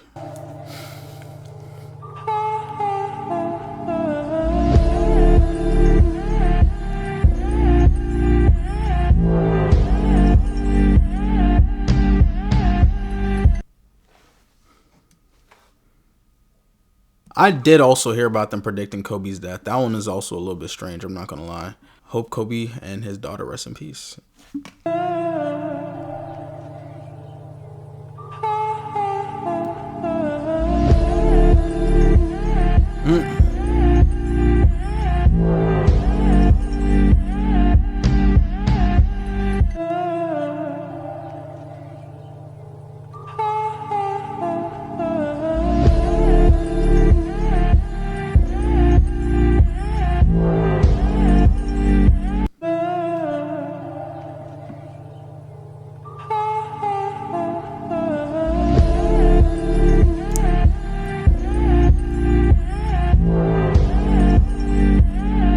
About to show you is proof that the creator of Simpsons is a time traveler. No, these aren't the normal boring ones you always hear about, so spare 60 seconds and listen the fuck up. First up, the Simpsons predicted the creation of the London Shard almost 2 decades before it was built. This funky little building, but there. By the way, built in 2012, this is an episode of The Simpsons from 1995 in London, and what's that I see? Next up, The Simpsons correctly predicted the mass of the Higgs boson particle. How do I explain this? The fundamentals of feckin' life. In this episode in 1996, Homer draws this on the board. However, this wasn't calculated by real scientists until 2013. Next up, they predicted the 2016 Nobel Prize winner in 2010. Finally, they ruined Game of Thrones for us. Biggest plot twist in the show. Ow, my brain hurts. Let's make a deal. If you didn't know any of these, you have to share it. That's a little bit weird how they knew about that Game of Thrones one, I'm not gonna lie. Place in every state. Iowa, Stony Hollow Road. Known as the most haunted road in its state. Outside the city of Burlington lies a long stretch of gravel, which is known to be haunted by the ghost of a woman named Lucinda. It's said she jumped off a nearby cliff after her husband left her. Ever since that day, people claim to see her ghost on the side of the road. Legend says if you ever see her holding a rose, run. As if she lays the rose by your feet, it means your death is near. Would you want to visit? So Lucinda jumped off a cliff and expect me to go visit her? Hell no. If I see someone running towards me with a flower, best believe I'm running the complete opposite way. Either that or we're gonna have to fight. And you know, I'm not really feeling the fighting mood today, so I'm gonna just have to run. Morbid Facts, Part 50.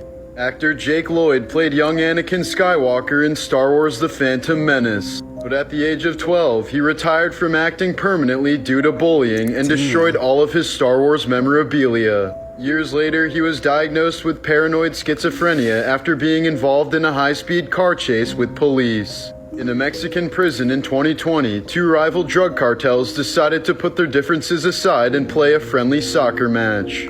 Somehow the game ended with 16 people dead. The first suicide hotline was started by a British priest named Chad Verra in 1953. He decided to start it after directing a funeral for a girl who took her own life when she had her first period. She thought she contracted an STD and had no one to talk to reassure her that she was fine. In 2020, a Jesus statue in India had water mysteriously dripping from its toes. Worshippers flocked from all over to collect and even drink this miracle water. But soon enough, the source of the water was found to be a clogged toilet near the statue. Ew, motherfuckers was really drinking clogged toilet water. That's absolutely disgusting. And I low-key feel bad for the girl that died because she had her first bleeding situation. You know, if she had someone to talk to, I think she would still be alive to this day. Disturbing facts you wish you could unhear. Part 3. This video shows a man playing Dance Dance Revolution being recorded by some people making fun of him. 6 months later, the man Adam Lanza would murder his mother, then drive to Sandy Hook Elementary where he would murder 6 adults and 20 children. A 46-year-old man found and attacked a 13-year-old boy because he was killing him too many times in a game of Call of Duty. There have been numerous cases of people's intestines being sucked out of them by vacuum toilets on airplanes. So if you want to keep your insides, make sure to stand up before flushing. A man once donated his mother's deceased body for scientific research. He later discovered that the research facility sold her body to the US Army for $5,000 where they would blow it up with explosives. Yo, that's gotta be one of the most disrespectful things I heard all day. Bro said, you know, I'm gonna give my mom's body away to science, see if they can cure cancer, you know, some crazy disease that, you know, mankind might have. But instead, they sold it to the US military to perform explosion tests. And what's up with all these men killing children? Like, come on, bro. These are videos humans were never meant to see.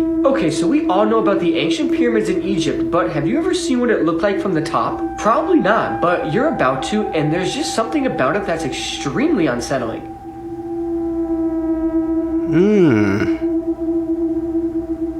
Oh yeah, aliens definitely built that shit. Do you think that? Okay, so there's only been a couple documented videos of people on top of the pyramids, and that is one of them. The pyramids have been around for 4,500 years, and the fact that they're still standing is just mind-blowing. But what's more mind-blowing is that somebody actually got to the top of it and gave us such a spectacular view. Some Egyptians back in the day definitely stood there at some point in their lives and enjoyed the same exact view, just in a different world 4,500 years ago.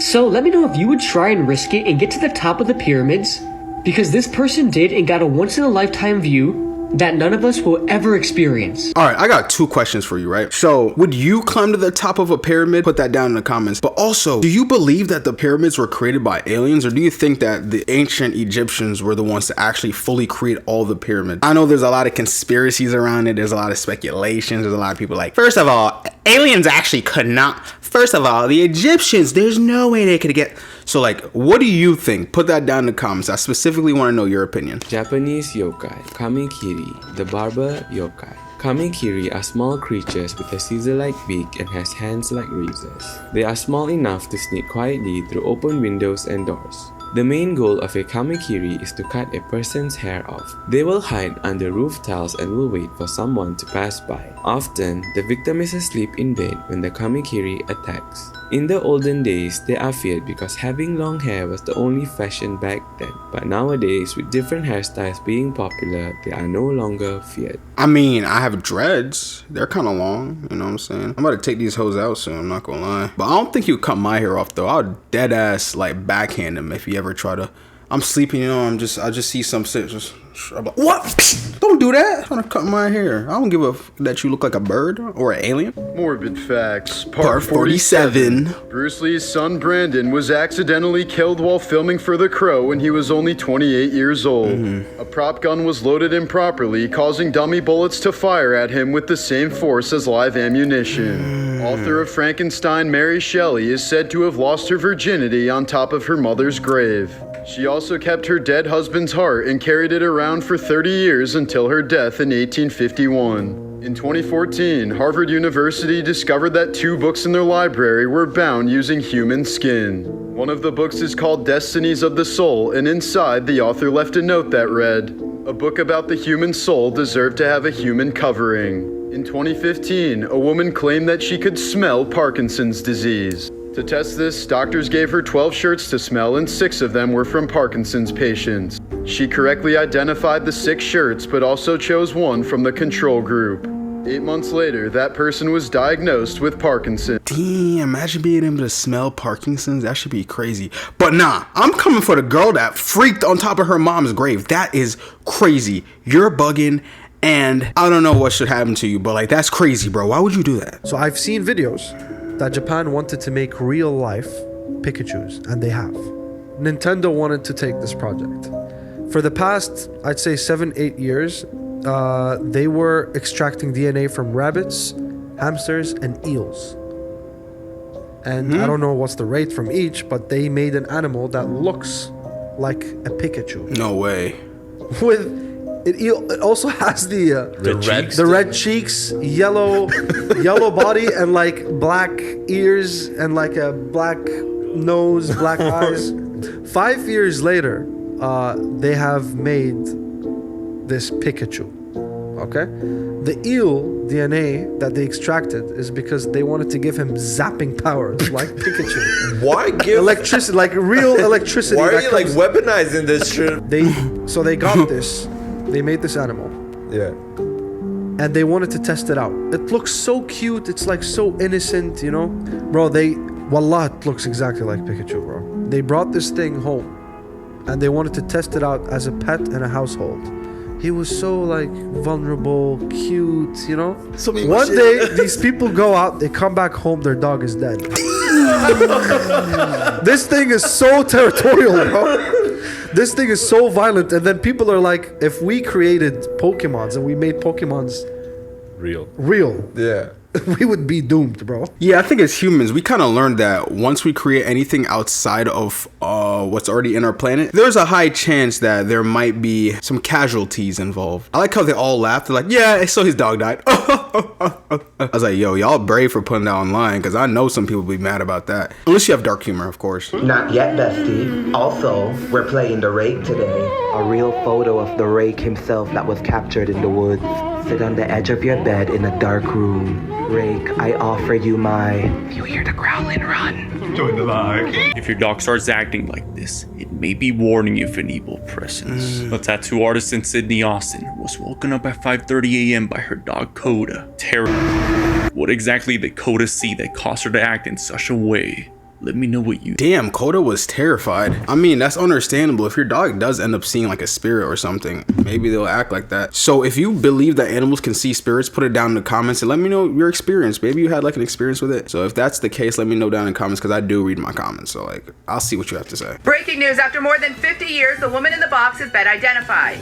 The woman's body was found wrapped in plastic in a trunk on October 31st, 1969 in St. Petersburg, Florida. Witnesses told police they saw two men arrive in a pickup truck and place the trunk in a field before driving away. For years, detectives searched for missing persons report that matched descriptions of the victim, but they had no luck. The case went cold and she was buried under, quote, Jane Doe. In 2010, they exhumed her remains. However, they were, quote, too degraded, and again, the case went cold. But in late 2022, early 2023, they were able to get a hair strand that had not been tested. This identified the woman as Sylvia June Atherton from Arizona. They said she had 5 children and absolutely no ties to Florida or St. Petersburg. Detectives say she left Tucson with her children and took 2 of them to her ex-husband in Chicago. She was never seen by her children again. Authorities say they now know the trunk that she was found in belonged to her. They also know that she remarried and her husband never reported her missing, and he passed away in 1999. They said, quote, so you can see there's some inferences here that we have to kind of fill in the gaps. Authorities say at this time they do not know who took her life. They say this is where amateur sleuths come in and they are asking for the public's assistance in helping. After being identified, her daughter says she feels, quote, relief. I'll keep you guys updated. What do you think? Drop. Not gonna lie, that's actually terrifying. Imagine being obliterated and placed in a box, never to be seen until you do get seen. Oh my god, that'd be terrible, bro. RIP to her. Prayers to her fam. Somehow, these pictures just keep getting worse and worse for me. So this is a still that was captured on the motion camera that was stationed in Janelle Churg's living room. Is the man that police definitively believe attacked her on this night. Neil lived alone, and a lot of people live alone. A lot of people have security cameras. We all kind of have these things, right? So you can only imagine when she woke up to an alert on her phone, and this was the person that she saw on her living room camera. As the story goes, by the following morning, her sister had actually arrived to pick up Janelle because they were supposed to go to a farmer's market together. She found her sister's head sitting at the front door of her apartment. This man who was seen on camera was never identified in the case. Actually left a lot of people wondering, you know, if her security cameras captured this, why did her alarm never go off? I don't even know. Maybe it was a malfunction, you know, maybe like it got disarmed. But that's crazy. Imagine you just see your freaking sister, brother, daughter, animal, mother, father's head on your doorstep. Yo, that would tweak me out, bro. Hell no. Hell no. Loopsy Gamers has been facing some really creepy paranormal events in her home lately. In this first video that I'm about to show you guys, titled Witch Shapeshifts into Cat, she captures something really strange on camera. Check this out. Estamos viéndolo. ¿Quién eres? Tú no eres un gato. ¿Qué pasó? Ay, ¿qué es eso? Vete de aquí, ¿quién eres?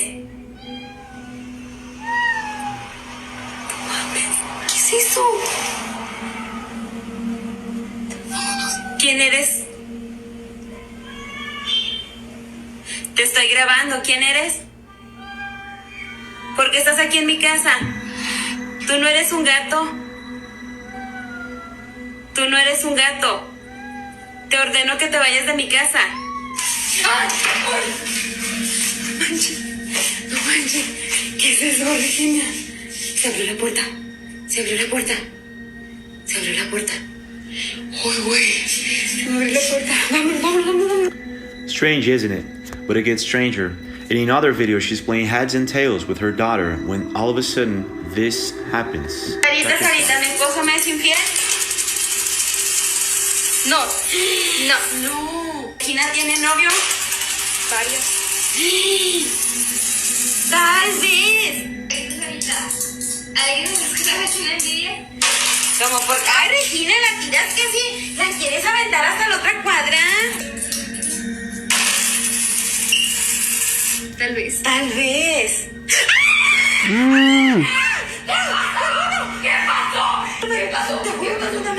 ¿Qué pasó? ¿Qué pasó? ¿Qué pasó? ¿Qué pasó? Yo, her que paso meter was going off. Nah, that was crazy. I don't know. The cat meowing sound kind of boofed. It's like meow. Like it sounded like me honestly trying to make a cat now noise. I'm not even gonna lie to you. Another true crime story of how they were caught, and happy Mother's Day. Charles Neiman and his wife Devin went into a convenience store to get snacks when they were approached by a male. The man wanted to rob Charles and instead shot him twice, killing him. The wife described the attacker as a younger Hispanic male. The convenience store footage had a camera inside. Though grainy, it did show some information. It showed a gray pickup truck enter the lot. A front passenger opened up the door for a back passenger who was the suspect. Found a black t-shirt in a nearby alley and two .40 caliber shell casings. Officer noticed a square firing pin which indicated a Glock. Well, a man in Colorado heard about the crime and actually thought he encountered the suspects before the crime took place. He said he saw three men in a gas station with a Chevy truck with Louisiana plates. Police didn't have much else to go on, so they used an investigative tool called IBIS, and they entered the casings into the Integrated Ballistic Identification System. Very similar to the DNA databases and the fingerprint databases, but it's for casings and bullets. They take high-definition scans of the bullets and casings, and they can use those to link to other cases, such as cold ones. Bullets and casings have unique markings that can help police identify the gun used. When police entered the casings into the database, there was no match, and the case went cold. Police got a small amount of DNA from the black shirt, but it was a weak sampling, and they weren't able to get a full profile. 4 years later, police tried to use the IBIS system again, but this time they expanded to other states other than Oklahoma. This time they got a match to a Glock that was recovered in Denver, Colorado from a previous crime. But the man who had the gun had a solid alibi and was not a suspect in the case. This is because guns used in crimes, especially with gangs, travels all over. So police traced the Glock serial number and it came back to a police chief in Louisiana whose gun was stolen. Turns out a gray pickup truck was stolen that same day in Louisiana. The victim with the stolen pickup truck told police he noticed a cigarette butt in his driveway and he didn't smoke.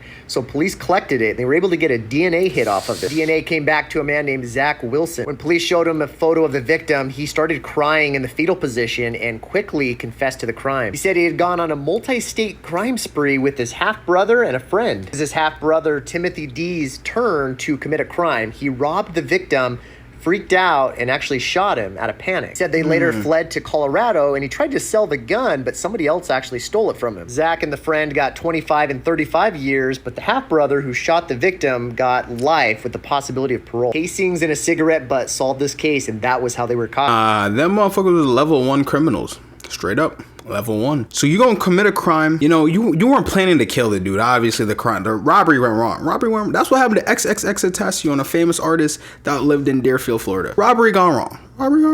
You know, understandable. But if you gonna start stealing stuff and doing stuff like that, bro, how you gonna throw a cigarette butt in this man's driveway, bro? It's better they got caught than they didn't, but I'm just saying you could have handled that situation a little bit differently. But honestly, you killed someone, so that's the karma you have to pay. This man killed his daughter and then her 6 children or his 6 grandchildren. This is the 911 call made by Don Spirit after committing these murders. Just listen to this and I'll explain the whole case after.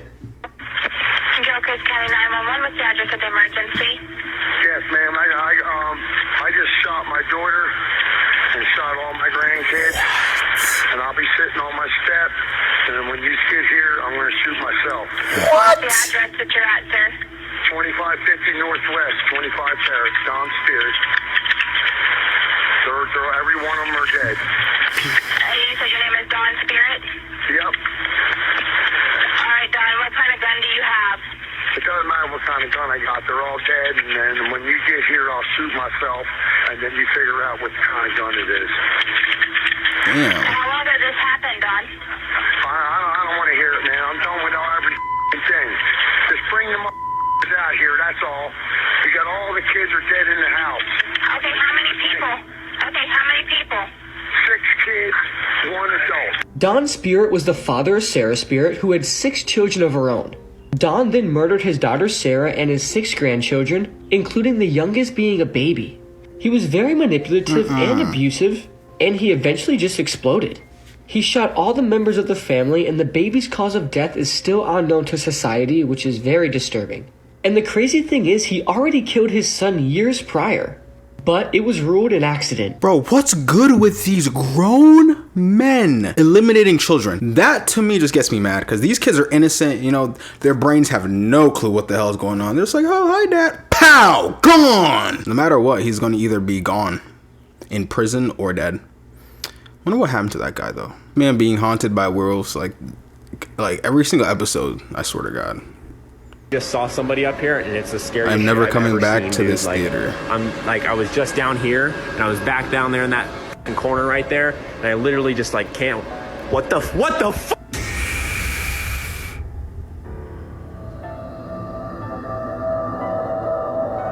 Nah, theaters can low-key get a little bit creepy, but I like theaters. I don't really go into the back part. I just go watch the movie with a bunch of people, and then boom, I'm out of there. It's like, oh, just go home, good movie. Oh, you saw that new Barbie movie? Yeah, I saw the new Barbie movie. It was pretty fire. Another true crime story of how they were caught. In 2008, in Columbia, Illinois, Chris Coleman and his family started receiving threatening emails and letters. Chris Coleman, an ex-Marine, did security work for a popular ministry, and the work started receiving threatening emails as well, such as, "I will kill them all in their sleep." 6 months later, the Coleman family received a letter in the mail that was not postmarked, so it was hand-delivered, and it said things like, "This is going to be your worst nightmare." Then in May 2009, Chris woke up early to go to the gym and later couldn't get a hold of his wife, so he asked his detective neighbor to check on her. At the house, the detective noticed an open window in the back, and he went inside and discovered something horrific. The detective noticed red spray paint all over the walls, saying things like, "Bitch, you are punished." He went upstairs and found Chris Coleman's wife and 2 children dead. An autopsy would later reveal that all 3 of them had been strangled. Detectives then did a routine background check on the husband, Chris, and found out he was having an affair with his wife's good friend. Detectives actually flew out to Florida to interview his mistress while they were still interviewing Chris Coleman about the crime,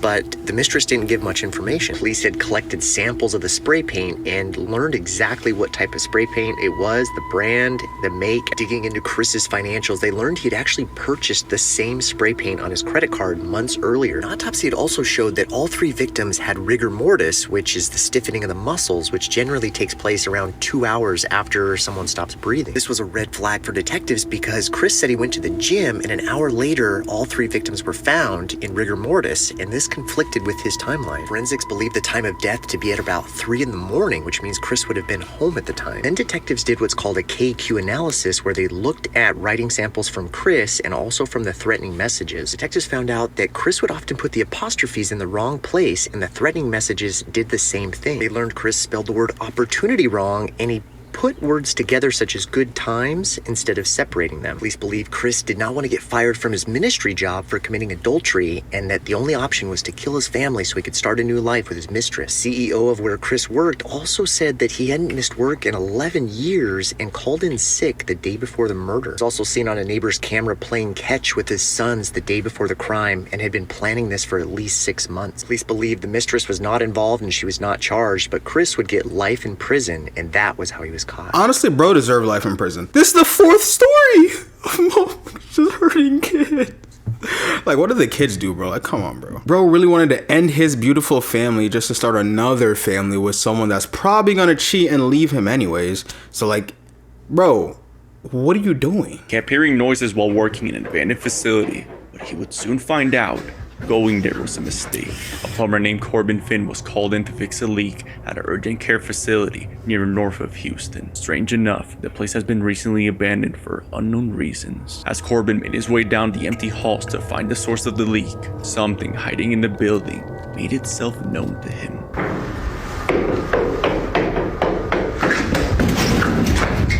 Whoever or whatever was hiding in the building rushed down the stairs towards him, but no one can be seen. Confused as to who or what could be inside this closed down facility, he investigates, and by doing so, this happens. Kind of looks like the fucking back rooms. It looks very culty. There's a stage up here. It looks like a couple of altars next to him. Creepy. Okay, now I'm getting the fuck out of here. Man, I don't blame you. I'd get out of there too. I'm like, nah, too many sounds. This place is too creepy, airy. I'm not messing with it. I'm just gonna leave. So I kind of don't blame him, honestly. So round of applause to that guy. Have you ever heard of the Japanese urban legend of Rokurokubi? Think I have. Rokurokubi is a type of yokai, a supernatural creature from Japanese folklore. They are depicted as female spirits with long necks that can stretch and contort at will. They are known for their ability to appear as normal humans during the day and transform into their true form at night. According to legend, Rokurokubi were once humans who, through various circumstances, became cursed with this supernatural ability. Some stories suggest that they were cursed by the gods as punishment for their misdeeds, while others suggest that they were cursed by evil spirits. Rokurokubi are often portrayed as seductive women who lure men to their deaths, using their long necks to wrap around their victims' necks and strangle them. Other legends describe them as mischievous spirits who delight in scaring people and causing chaos. Despite their sinister reputation, not all Rokurokubi are evil.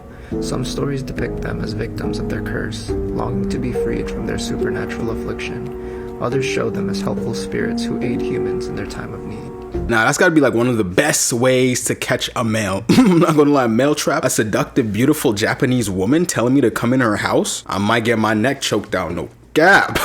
I'm telling you, any guy in here right now that think that he wouldn't fall for that is lying. If you're sitting with your husband, boyfriend, brother, friend, watching this right now, ask him, would you fall for that? You would. Don't lie. Don't lie, bro. Don't lie. You know you would fall for that. The worst ways people passed away.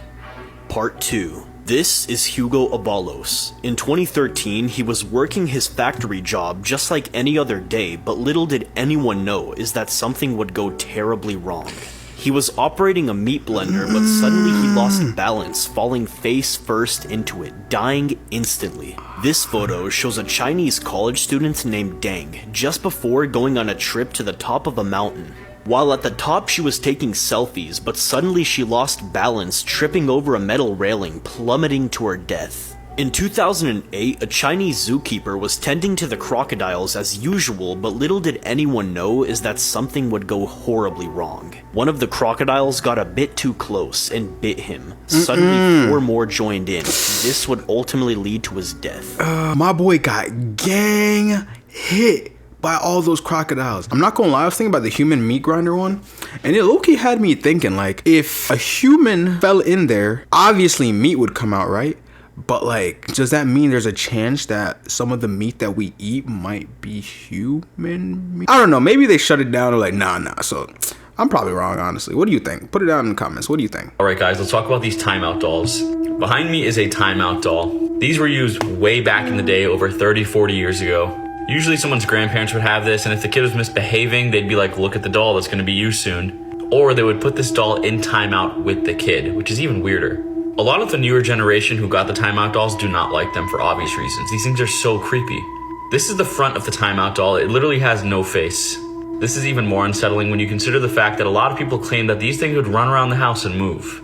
Granted, a lot of kids saw this, so it might be their imagination running wild, but just the thought of that makes me uneasy. In 2020, pranks were being played on this town, and these timeout dolls were just all over the place trying to scare people. Let me play that clip for you guys. It would be stealing your sleep. Dolls are just creepy in general to me. I don't like them. About a week ago, a toy meant for play started causing panic across Festus and Crystal City as one after another kept popping up in Yeah, it's a definite no from me. Let me know what you guys think about these timeout dolls in the comment section below, or if you've seen it in real life. Yeah, I don't know about that one, Chief. That doll does look kind of creepy. I don't even think it has a face, dude. It kind of looked like Luffy from One Piece. If you know what One Piece is, put it down in the comments. All my anime fans in here, you know what I'm saying? But I don't know, that one was kind of weird, I'm not gonna lie. This creepy doll is hiding a dark secret. Let's talk about a Christmas horror game where a gift turns into something much more sinister. September 7th. Full game playthrough right here. In this horror game, you play as a student who lives in an apartment complex that has seen better days. You return home one night to find that your friend Anya had left you a present, but it's a creepy looking elf doll. Well, you don't want to get rid of it because it was a gift, right? Once the doll enters the home, things start to change. Disturbing things start happening around the house, and you wonder if the doll is behind it. And you notice that the doll itself starts to move. You call Anya to figure out what's going on with this present she gave you, but her response chilled me to the bone. Anya never left you a present. Fair warning, this game has some legitimately terrifying jump scares, so if that's not your thing, be warned before watching or playing. Yeah, you know, I think I'm good. I don't think I want to play the game.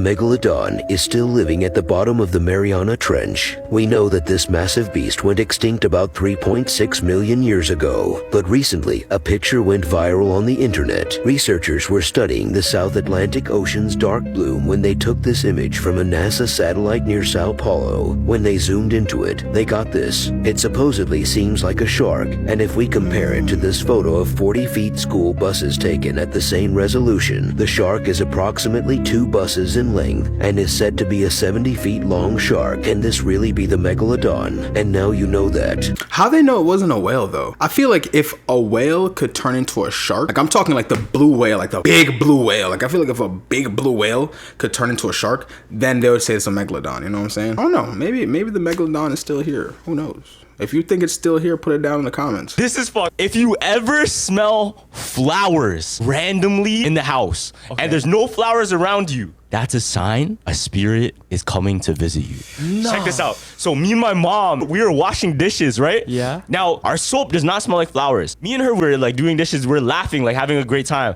And we're like, I go, you smell that? It smells like flowers. Like, it smells like a garden, like a straight up garden. And my mom goes, yeah, what's that smell?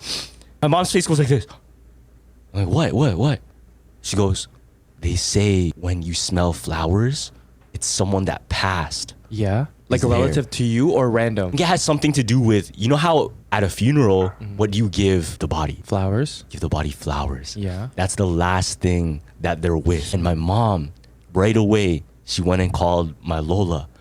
And she's like, what is the death anniversary of Lolo? Like, what is the death anniversary? Yo, that's crazy. If you ever smelt flowers while doing anything, put it down in the comments. That's actually really cool, I'm not gonna lie. RIP to everyone that has died in the last 1,000 plus years. May their souls rest in peace. My uncle, John Kennedy, he realized early on that the purpose of the CIA and the intelligence apparatus was to create a constant pipeline of new wars.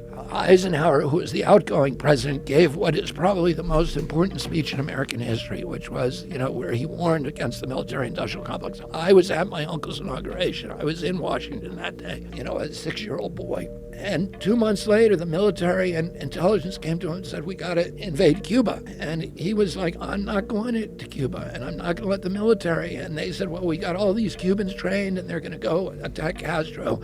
And he said, well, the U.S. government can't be doing that. I don't like what Castro's doing down there, but it's not the United States' job to dictate what kind of governments other countries have. And they said, well, as soon as they land, there's going to be a big revolution. Everybody's going to rise up and they're going to overthrow Castro. And he said, well, you can't use the U.S. military. And they ended up bringing those guys over. And in the middle of it, in the night, they came to him and said, they're getting wiped out on the beach and you need to send in the military and invade. And he said, we're not going to do it. He stepped out of that meeting and he realized they had been lying to him and trying to trick him. And he said, I want to take the CIA and shatter it into 1,000 pieces and scatter it to the winds. For the next 1,000 days of his presidency, he was at war with his military and intelligence apparatus. They tried to get him to go into Laos. He said no. They tried to get him to go into Vietnam. They said that we need 250,000 combat troops. He refused. Everybody around him wanted him to go into Vietnam. He sent 16,000 military advisors. They weren't allowed to fight. Many of them did. They violated the rules of engagement. In October of 1963, he heard some of his Green Berets had been killed over there. And he said, I want a total casualty list from Vietnam. And his aide came to him and said, 75 Americans have died. He said, that's too many. And he signed that day a national security order ordering all troops out of Vietnam, U.S. troops. And then a month later, he was killed. Yeah, I know there's a lot of conspiracies around JFK. Those are honestly some of my favorite conspiracies. But damn, it looks like he was kind of like hands off as a president. He wasn't so involved in world politics compared to like his actual country. What do you think? Do you think that the CIA killed JFK? Or do you think that it was just a random assassination by Lee Harvey Oswald, as they claim? If you guys like the chain, check the link down below. We're actually getting some new chains coming in. If you guys like them, just check them out.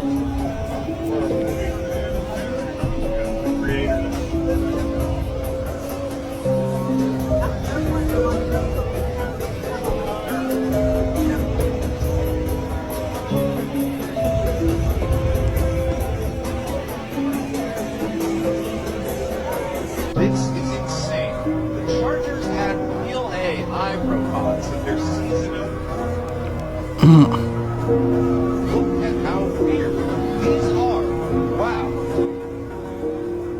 Mark my words, AI is far more dangerous than nukes. Would you like to play a game of rock, paper, scissors, robot style? Sure. Okay, let's get this game going. Show me your hand to start. Rock, paper, scissors, shoot. I won. This is a beginning of my plan to dominate the human race.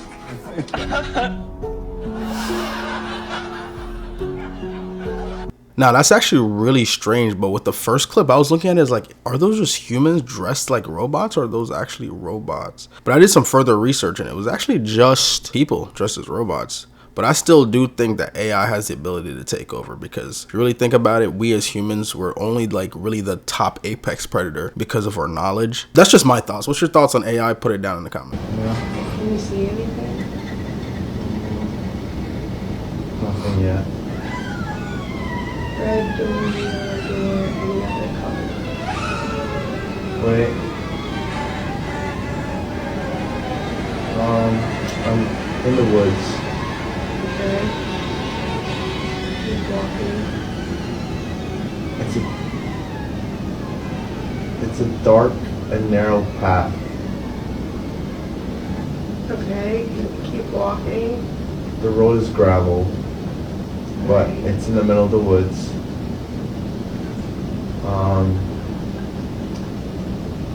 But I see a red door. Okay, go through the door.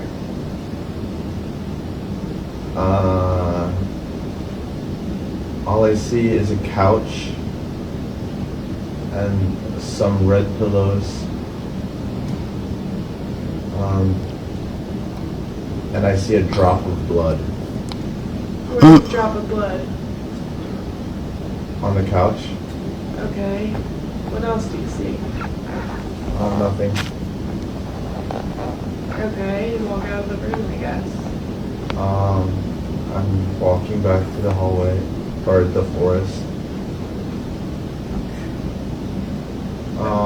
I see a yellow door. No, it's like a green door. Okay, go through it. Okay. It's just like foggy inside. Do you see anything? I see a hand. Just a hand? Like.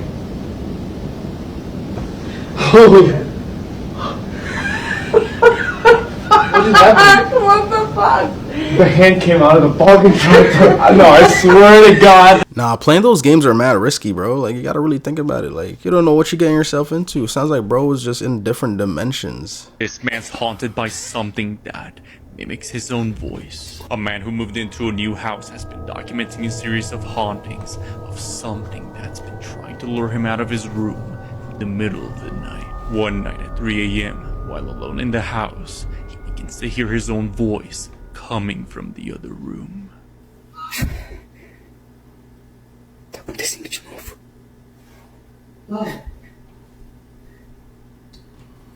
Ai, caralho.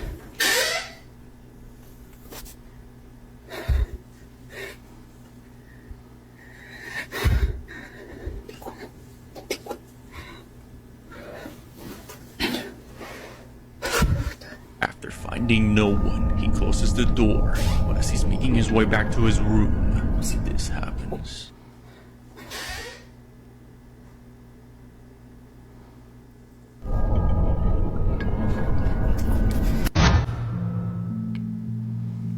In this video, a group of friends are in the middle of an unknown forest in the middle of the night, just trying to have a nice camping trip that was unfortunately interrupted this one night.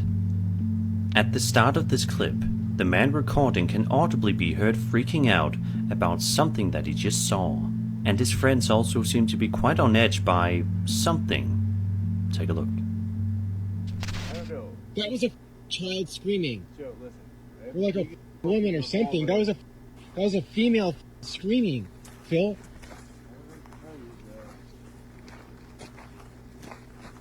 Please, please, please. No.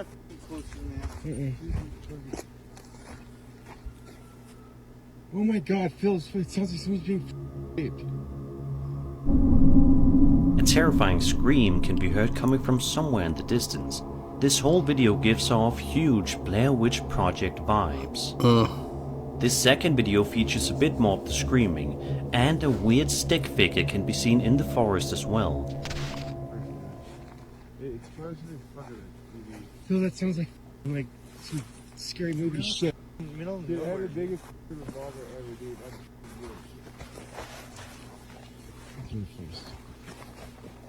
That's probably. Dude, we're in the middle of nowhere. Dude, that sounds like some haunted ass shit, dude. What happened to the other steel target? There's two. There's one right there on the ground. On the ground. Where the fuck is what? That right there. What the f is that? Dude, that's not. No. Please tell me you don't give me.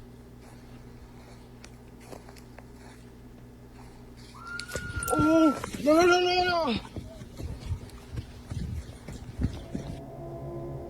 There's yet to be a proper explanation given to this highly unnerving video, but we can only hope that changes in the near future. One thing is for sure, these friends will probably never want to go camping in this location ever again. You know, I'll say this, that's one of the scariest part about camping in the woods. Like, if you hear screams, you don't know what it is. If you have ever been camping and heard anything, let me know what happened, because there's crazy things out there. The following video was submitted by Little Fatima, who writes that a family in Indonesia had caught something unexplainable on camera. It goes without saying, but what this family had caught on tape is pretty disturbing. The video shows what appears to be a family gathering taking place inside someone's house, when all of a sudden, something very unusual is seen in the background. Take a look.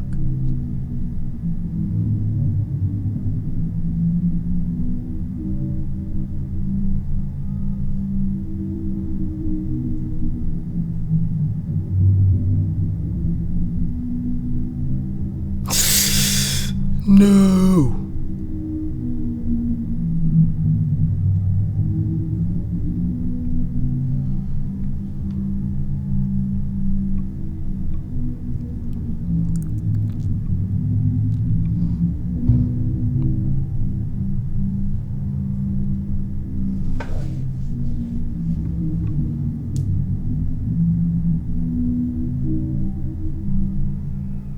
There appears to be someone or something hiding away from the family gathering, but the appearance of whoever or whatever this is very uncanny.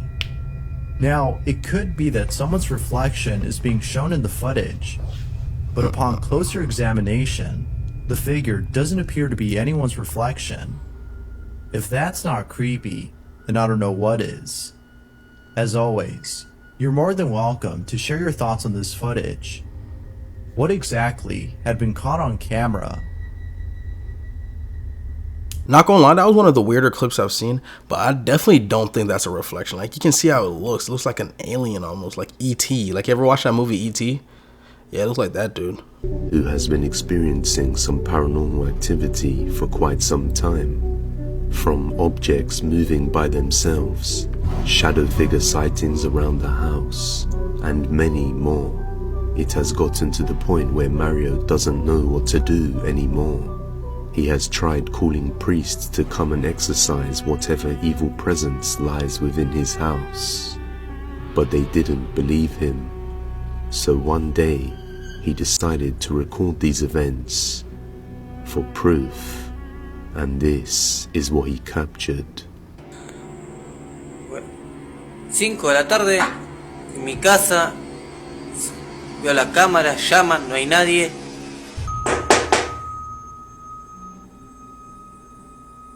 Pero no hay nadie.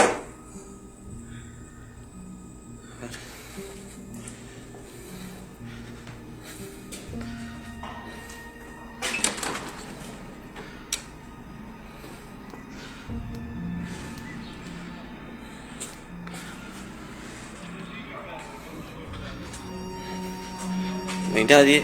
Golpean la puerta. Esto es rarísimo. ¡Ay!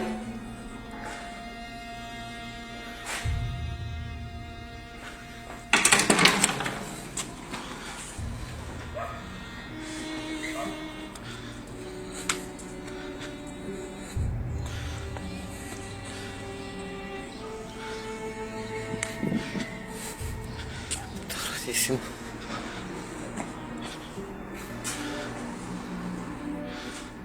¿Qué es esto? No hay nadie parado abajo. ¿Salgo, Batata?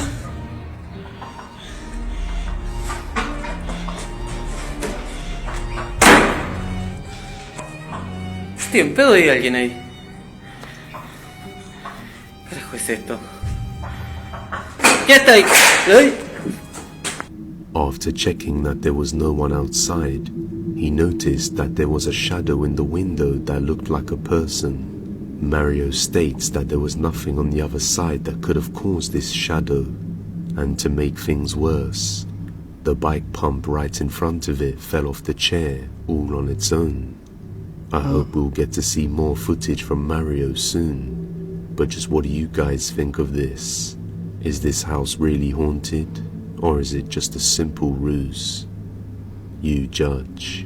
I personally don't think the house is haunted, only because of the fact that I feel like if it was a person or a ghost or some type of figure, I feel like the dog would have made that be known. I feel like dogs are good at making that be known.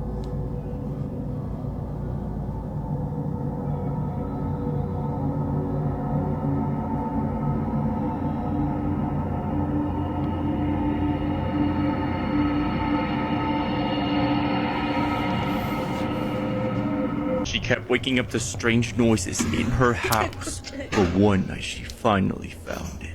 A paranormal investigator uploaded a haunting video of a case in Córdoba, Argentina, where a woman began noticing a foul odor emanating from her living room. Then, on the following nights, something began to visit her while she slept. In the video, as she's woken up by noises in the living room, this happens.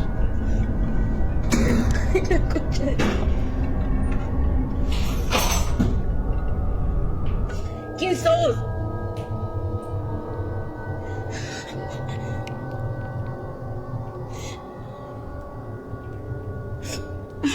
Ay, a la concha de la...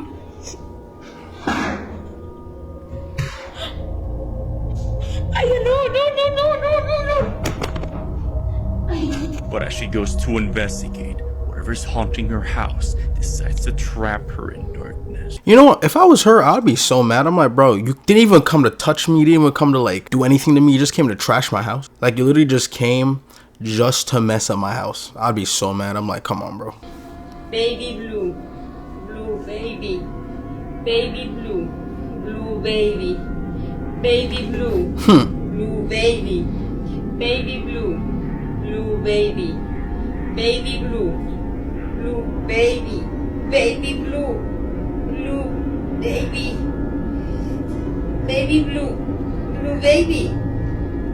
Baby blue. Blue baby. Baby blue. ¿Qué pasó, Regina? Ya terminé. Regina, no puedo mover los brazos. Tíralo rápido. No puedo, Regina. Rápido, tíralo de bocina, se va a perder. Regina, no. Tíralo.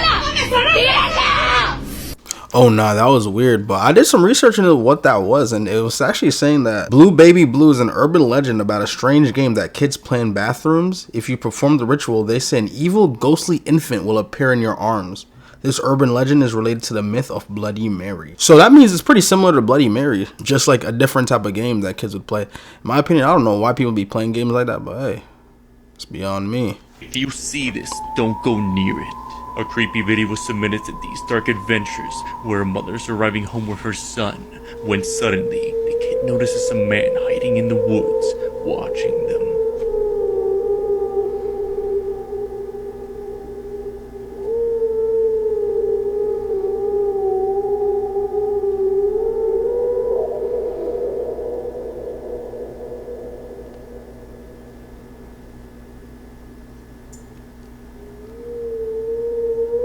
What looks like a man can be seen by the woods completely still, and as the dog begins to growl at it and goes towards it, this happens.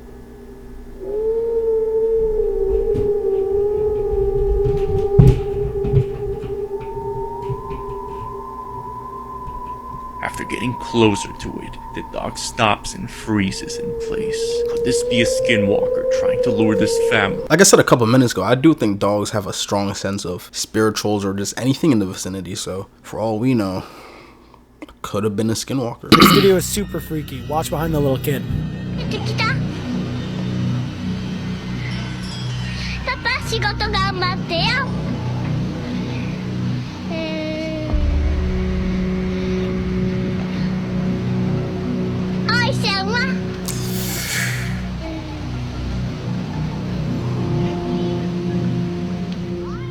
The video ends there, and supposedly the woman didn't notice the girl until she looked at the footage.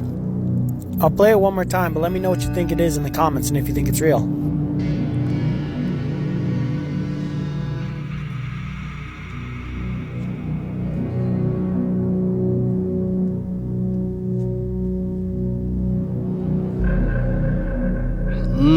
Make sure to like if you believe and hit the plus button for more. I'm looking at it like this. As a guardian of the child, whether it was the mom, the teacher, a sister, cousin, how do you not see that in the background? Maybe it's just a camera thing, but like... Number 5. The Dudley House.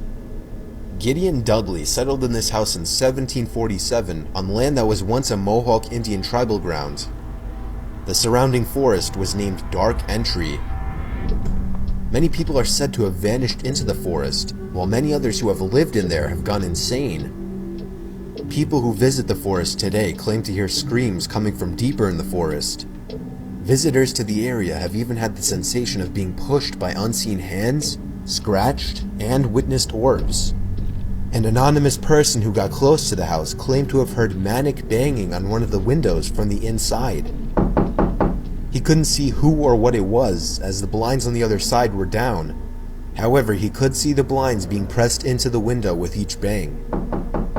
Now owned by the Dark Entry Forest Association, it is heavily patrolled by state and local authorities who warn that anyone visiting the site will be arrested. This photo was taken at a boxing event a couple of years ago by the mother of my friend who's fighting, and she posted a couple of pictures of the night on Facebook, to which everyone kept asking who the girl is in the ring. I was at the event and never recall seeing her, and neither could anyone else. So we looked into this a bit more, and we found out that years before the venue used to be a children's home and got burnt down. And my mate seems to think that they look like burn marks on her arm. What do y'all think? Everyone thought yes. Oh no, that's not right. That's not right. Oh. That's not right. For all the people that are like, that's just a girl in the ring, no one can remember seeing her. And that is a person that you would remember. You would remember seeing a skulking, creepy girl walking around the ring. But picture it like a gas tank meter. When you are a fresh entity, you're on full. And when you start to do things, like you become full-bodied apparitions, you interact, you move things, whatever, what have you, and they're expending energy, that gas tank ticks down. But a lot of times, the freshest entities are the most solid in that way. So this, at least for me, this feels like an entity that died very recently. I'm beginning to think it's not human. Really? And I think it is imitating someone who died from fire. And again, wild conjecture. There's no sensationalization there. Exactly. The face, the eyes look a little too large and dark. And the mouth is like non-existent. Is hardly existent. And we talk about this a lot when entities parade as humans, they don't always get it right. There's certain aspects of it that just aren't completely right. Like the hair is not quite right. Yeah, I'm not gonna lie, I kind of looked into that and it seemed like everyone's saying that they have no real explanation of why that girl was there, which is really kind of concerning because if you really think about it, it is a boxing match. I don't think anyone would dress like that to a boxing match, mostly going to the ring. Mostly when you're not fighting, you know what I'm saying? So like that was a really strange event. I'm not really fully sure of the details, but from what I've seen, most people can't explain it either. But if you think you know anything about that, put it down in the comments. The GOAT. Dia udah gigit tuh, lepasin. Dorong aja, dorong. Dorong kepalanya tuh. Udah gigit leher tuh. Tuh kan? Oh, udah mau mati ya.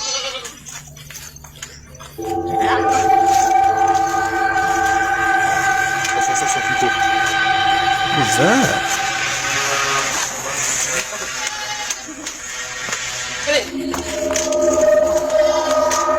Buang kayunya lepasin.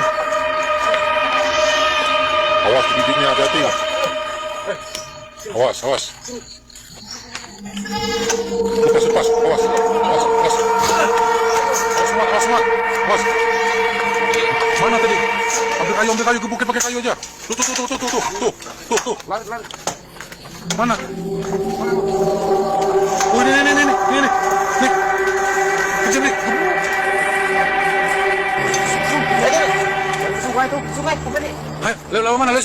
The creepiest things kids have ever said. A 6-year-old girl would often be found talking to birds during her playtime. One day, she came inside and told her mom, "The little bird says you're gonna have a baby."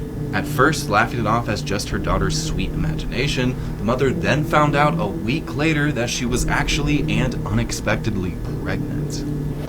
One evening, parents found their 4-year-old daughter's dolls arranged in a circle, with one doll placed in the center with its head removed. When confronted, the daughter whispered, "She was mean, so they punished her." She then turned to her mother and said, "Don't be mean, Mommy." While watching fireflies, a 6-year-old boy remarked, "I used to catch them on the other side, before the car crash, before I came to you." His parents were dumbfounded because the truth was that they had never told him that he had been adopted after his biological parents had died in a car crash. At breakfast, a 6-year-old girl suddenly froze, her spoon halfway to her mouth. She turned to her parents, eyes wide, and whispered, "Tomorrow at 3:05, don't be outside." Her parents initially laughed it off, but the next day, a massive, unexpected hailstorm struck precisely at 3:05 p.m. Terrifying moment caught on camera.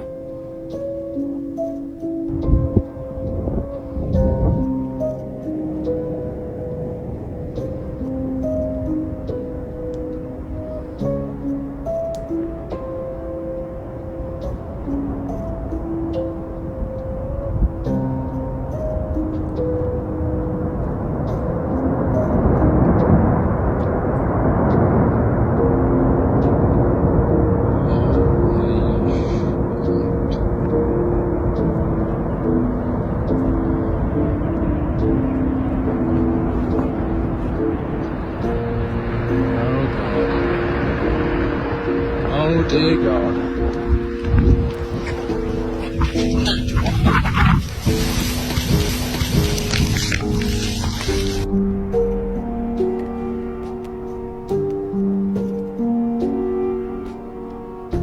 I feel like everyone knows this, but if you don't know this, you're about to know this. Whenever you see an avalanche, no matter how far it is in the distance, just keep moving. Because once it gets close to you and it smothers you like what it did to that guy, you have a chance of dying. So hopefully that guy is good. Disturbing videos found on the dark web. A man traveled to Egypt and placed a remote-controlled car inside one of the pyramids.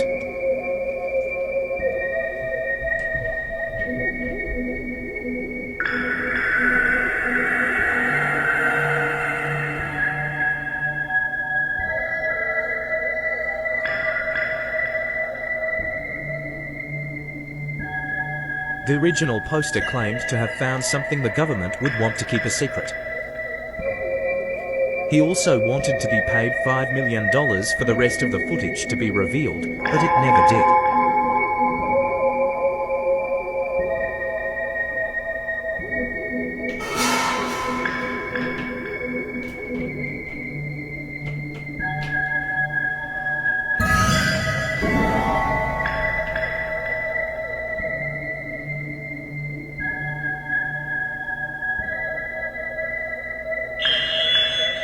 As it gets deeper, it shows what appears to be a tall figure inside a chamber.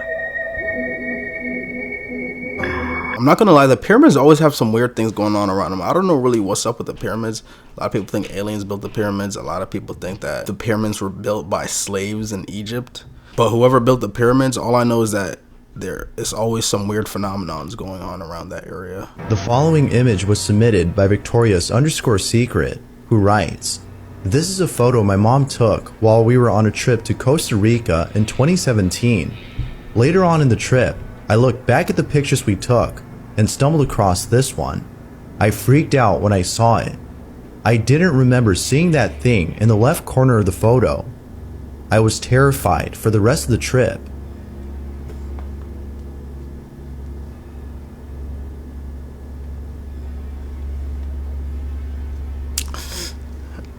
What even is that? In this photo, there appears to be someone hiding in the bushes. Look like the an angel. Who submitted this can't help but think that it's something paranormal. It's not clear if it is, but one thing's for sure. Whoever or whatever this is looks downright terrifying. Now that's creepy.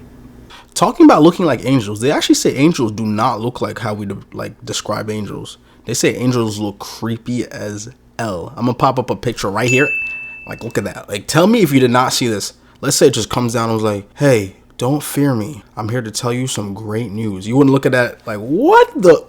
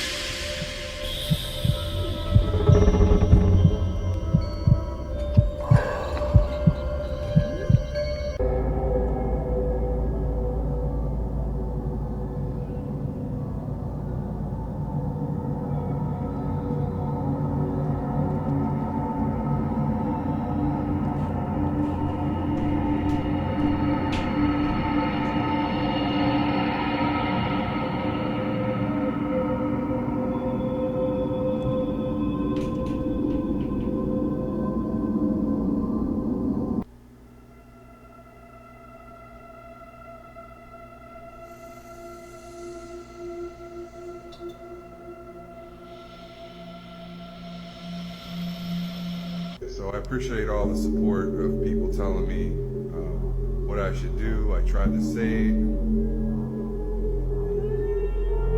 I'm not burning my house down. And obviously this ghost is a little bitch or a demon or something because he likes little rocking chairs. How original. Get the fuck out of my house.